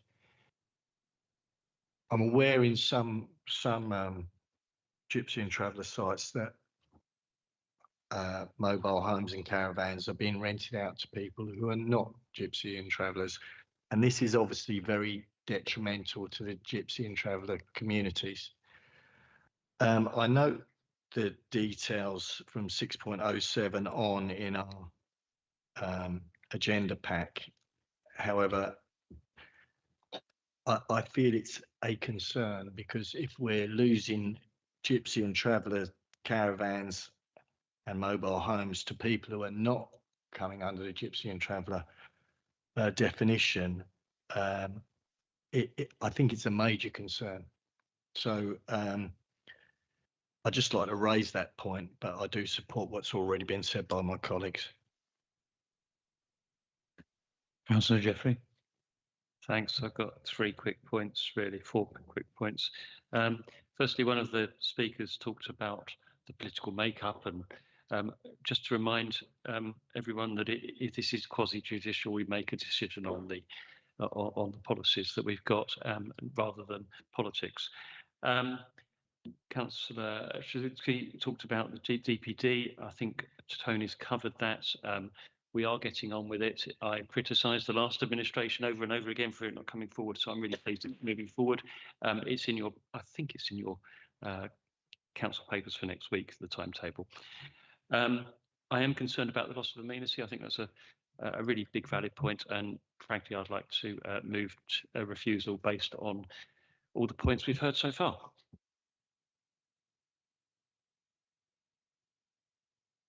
Anybody second that? We need some wording for the refusal reasons. Wording, points of refusal. Can I defer to Tony because he put it so eloquently. Yeah, I think it is the loss of the play area stroke amenity space in negatively impacting upon the amenity of residents, and it is the over intensity of the number of pitches within a constrained site, again with the impact upon the amenity of the residents. But I mean that's but in terms of the what we're using for the policies to add to that, I'll leave that to the professional officers. But it's all about the amenity of those residents from not having the appropriate amenity space and there being too many pitches within too small an area. That's the point I was going to make. Do you want to refer to the appeal decision? Thank you. Mr. Thompson. One of the speakers raised a point of information about sewage disposal. Can that please be considered? That's normally an informative, not a reason for refusal. I'm coming back to the point around the inspector's report from 2017. The inspector really emphasised the planning balance, and I think that's what we really need to relay. The fact that this is, it's not just a kind of empirical numerical thing. It's about the quality of life issue as well as ticking off the numbers. Just check the officer understands that position. Points. Thank you. Okay, so the motion is to refuse permission on the basis of the delegated powers to the officers to raise that, finalise those points. Can I take a vote on that, please?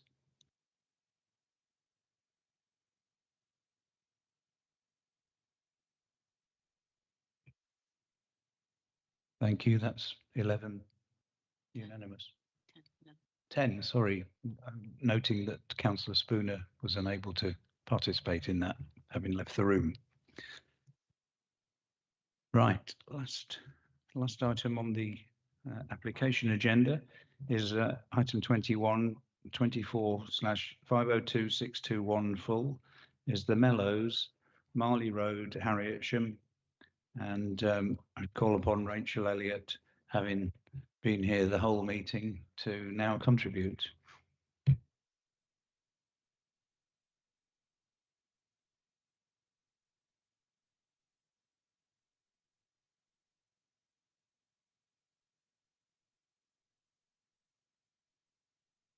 Thank you, Chairman. The application relates to a site in Harwich along Marley Road and seeks part retrospective permission for the relocation of 2 existing static homes and siting of 3 additional mobile homes and 4 touring caravans for gypsy traveller occupation. Relocation of existing approved day room along with associated hard and soft landscaping. In policy terms, the site is located within the countryside and within the Kent Downs National Landscape. The plot is L-shaped and is bounded by mature planting, which restricts views of the site from the road.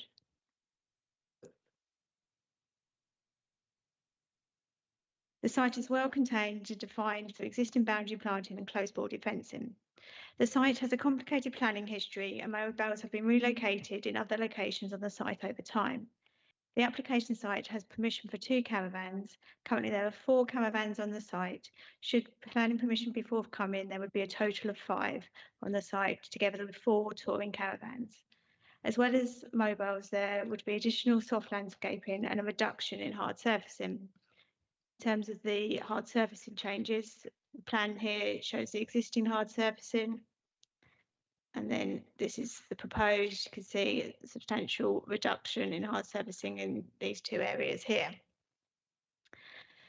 Permission was granted in 2017 for a brick-built day room on the site. This was approximately in this sort of location here. However, the day room has been built in a different location nearer the front of the site here with a different appearance to that permitted. Looking at the site, this shows the access into the site from Marley Road. This is within the site. You can see the 4 existing mobile homes on the site here. It's 1, 2, 3, 4. This is the day room, currently under construction. This is a more closer view of the mobile home to the north of the site. And as you can see, the existing hard surfacing, this will be reduced as part of the proposal.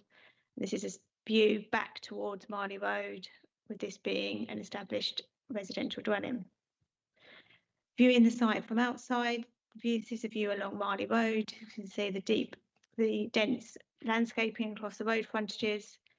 And these are the views from the public right of way to the east, looking towards the application site. So the application site is in here. Sort of slightly more long distance views. You can see the tops of the caravans along the site here. The full assessment of the visual amenity is detailed in the committee report. The site is well screened and has not been assessed to cause significant harm.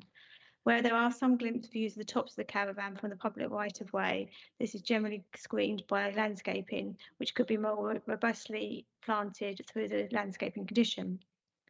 There was a similar application in 2019 which was refused, with one of the reasons being due to the lack of gypsy traveller status. The position on this has changed since then due to recent appeal decisions detailed in the gypsy status part of the report.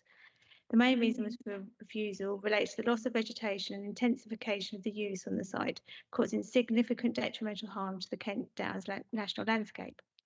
This 2019 application specifically referred to a loss of landscape and excessive hard surfacing. The proposal in this case will result in the removal of large proportions of the hard surfacing from the site and soft landscaping, which will be added by condition. So on balance, it is considered this addresses these matters.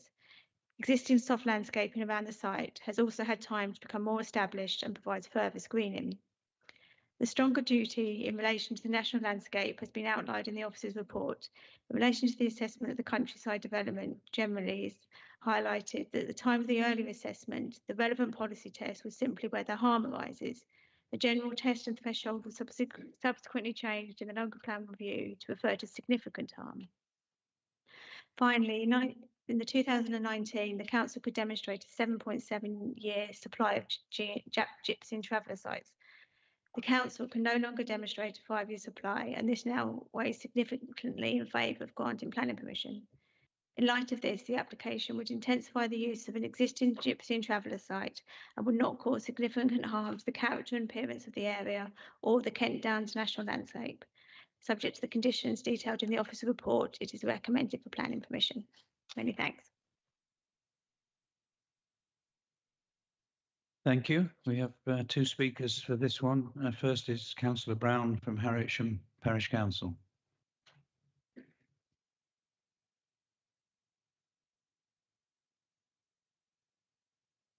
Thank you, Chair, and thank you, councillors, for staying this evening to hear this last application. There has been 28 neighbour comments against the proposed area, proposed extra development of the site. The Mellows is not a designated gypsy traveller site in the adopted local plan. There is no mention of the original applicant, Mrs. B. Cash, and her dependent in this application. They were the occupants granted at the original planning permission. Mrs. Cash is no longer listed on the electoral register, and is our understanding that both she and her dependent are no longer at this property. In line with the conditions added to the original application, if this is the case, the site should be cleared and the land reinstated to its original state.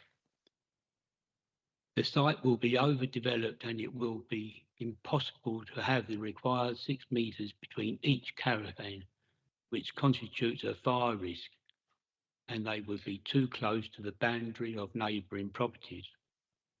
The site does not comply with LPR policy SP15.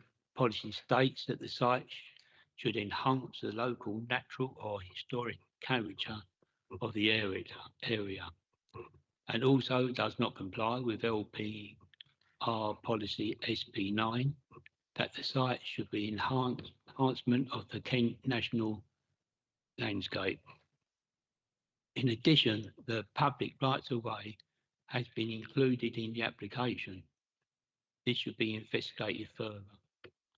There has been foul water across the adjacent footpath.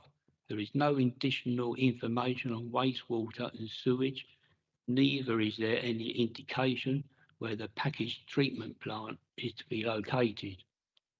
The lane is used by horses and dog walkers, and with the movement of caravans and extra traffic will cause danger to residents and the impact on the peace and the tranquility of the Kent Downs National landscape.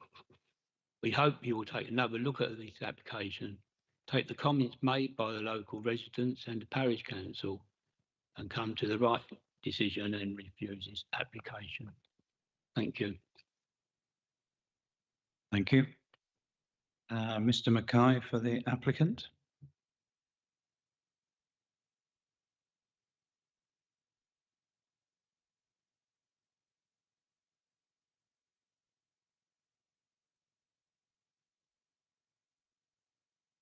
Good evening, Chairman and members. It's true in the planning officer report, it took quite some time to unravel the planning history of this site. It was incredibly complex, and I'm grateful that we got there in the end. And listening to some of the comments on the previous application just now, I think it's important to point out some elements to this. Whilst the site is within the Kent Downs National Landscape, I think given its physical separation and taken in isolation, it does actually represent a good example of a site that can accommodate more mobile homes, but in a sensible and sensitive manner, and still result in a spacious scheme. And what I hope that you will see looking at the proposed plan compared to the existing plan is the effort that we've gone to, and we continue to do now on all of our applications, to improve and increase particularly areas of amenity space, where there is currently very little on the existing block plan. The proposal will also serve to improve the landscaping within the site. And whilst the proposal, when it was submitted, didn't actually require a B&G report because less than 25 square metres of habitat was being affected, we are respectful of the fact that Maidstone's stance on LPR SP14, if I get that correct, requires some benefit. And on our proposed drawings, again, we have sought to quantify that within the planning documents of proportionate or percentage areas increase of grass and amenity area, for example, metres of a hedgerow. So hopefully that's taken into account and represents a meaningful benefit for a site like this. We've also heard, and I'm aware on previous committees recently, that foul and surface water drainage has been raised as an issue. For this particular site, going through the planning history, I note that in 2020, the drainage hierarchy approach was looked at when I believe the building that's in that northern corner that isn't part of the application site was converted to a dwelling. And actually part of the approved scheme under 20/504557 approved details for septic tanks rather than sewage treatment plants, because I can only presume that at the time they'd investigated other means. Obviously foul connecting to mains is the preference always, and that's what we would intend to do here, is run along with the same sewage treatment or septic tanks that were previously approved on this site. They are sensitive applications, and obviously we're at a very interesting time with local authority and the amount of need that you have, but hopefully you will agree that we've been quite respectful in the size of development that we're proposing is for a single family to extend, and very grateful for your time at this time of night. Thank you. Thank you. I saw Councillor Harwood.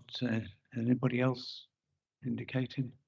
Yeah, it's getting late. I mean, this is chalk and cheese from the previous application. If you look at the layout and the screening, and it being a relatively small grouping, so acknowledging the concerns of the parish council, I think that there is genuinely no policy quibble with this one. So therefore, I'd like to move that we do grant permission as per the papers. Thank you.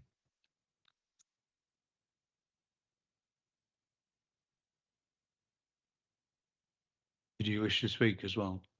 Just very briefly, as Councillor Harwood said, there is no policy impediment to this particular application and no practical impediment either. It is a contrast with the application we saw previously where there were issues raised.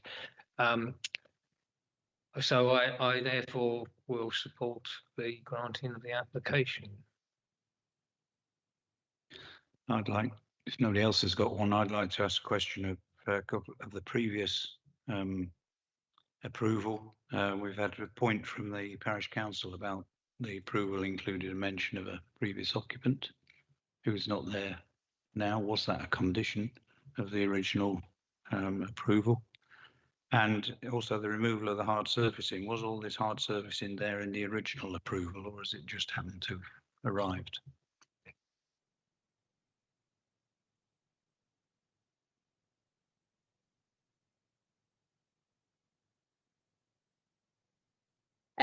So in terms of the applicants, I believe at some point in the past, the condition was removed from it being a personal use to just someone with the Gypsy and Traveller status.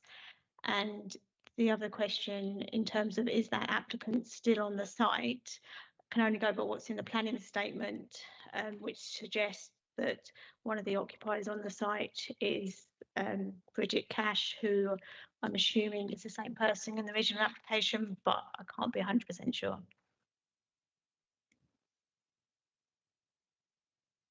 Did the points being made about removing the hard surfacing and improving the condition, I mean, but was that hard surfacing part of the previous condition, or just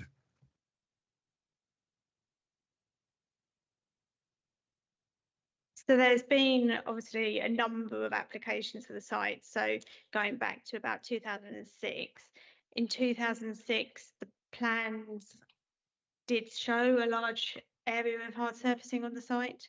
But obviously there's been changes between that. So some have shown as hard surfacing, some have shown as grass, but it has been there a long time. Thank you. That resolves my points. If nobody's got any more points, I'll take the proposal from Councillor Harwood and seconded by Councillor English to approve the application. We'll take a vote on that, please. Those in favour?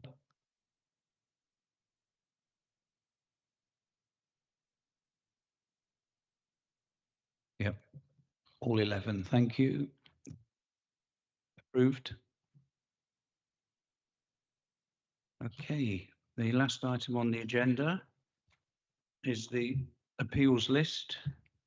Mr. Jarman, to introduce the report. Yeah, very quickly. Long night. Yeah, on the whole, pretty good. So I think Councillor Thompson raised this point. Very disappointing on Redwood Glade, and I did look to JR the decision on two grounds: that the inspector hadn't set out that he had taken on board the legal duty to conserve and enhance, particularly enhance the national landscape. But our barrister argued that inspectors don't have to be explicit in their consideration, and she thought it was implicit. Ironically, today, yeah, it has been a long night. I'm quite amazed that Angela Rayner has disagreed with one of her own inspectors for not explicitly taking on board the need to conserve and enhance the national landscape. It wasn't in Kent. And then secondly, again, the inspector in my opinion, came up with some very loose comments by saying something like he didn't think that you could see the site without being assertive and saying you can't see the site. But again, our barrister said, what evidence did you put forward, Maidstone Borough Council, to counter that subjectivity? So there you go. Councillor Harwood. Thank you, Chairman. I think it is heartening to see how many of the appeals were actually dismissed after the last lot that we had. We didn't want that carry on for long. We might as well just pack up and go home. Yeah. Councillor Thompson. I do apologise for testing everyone's patience. Mr. Chairman, I would like to hear a brief explanation from you, please, on items 7 and 8, so that I'm sure that I fully understand what happened and what the implications are.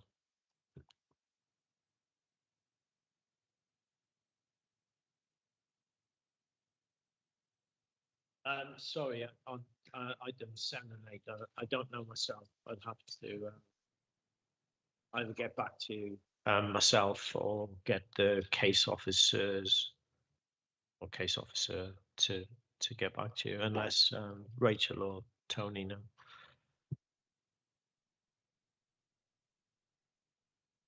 So I would be delighted for it to be another day. Yes, if they can get back to you separately, if that and save letting all of us know about it. Anybody else? I can declare the meeting closed. Thank you all for your patience and attendance and fortitude.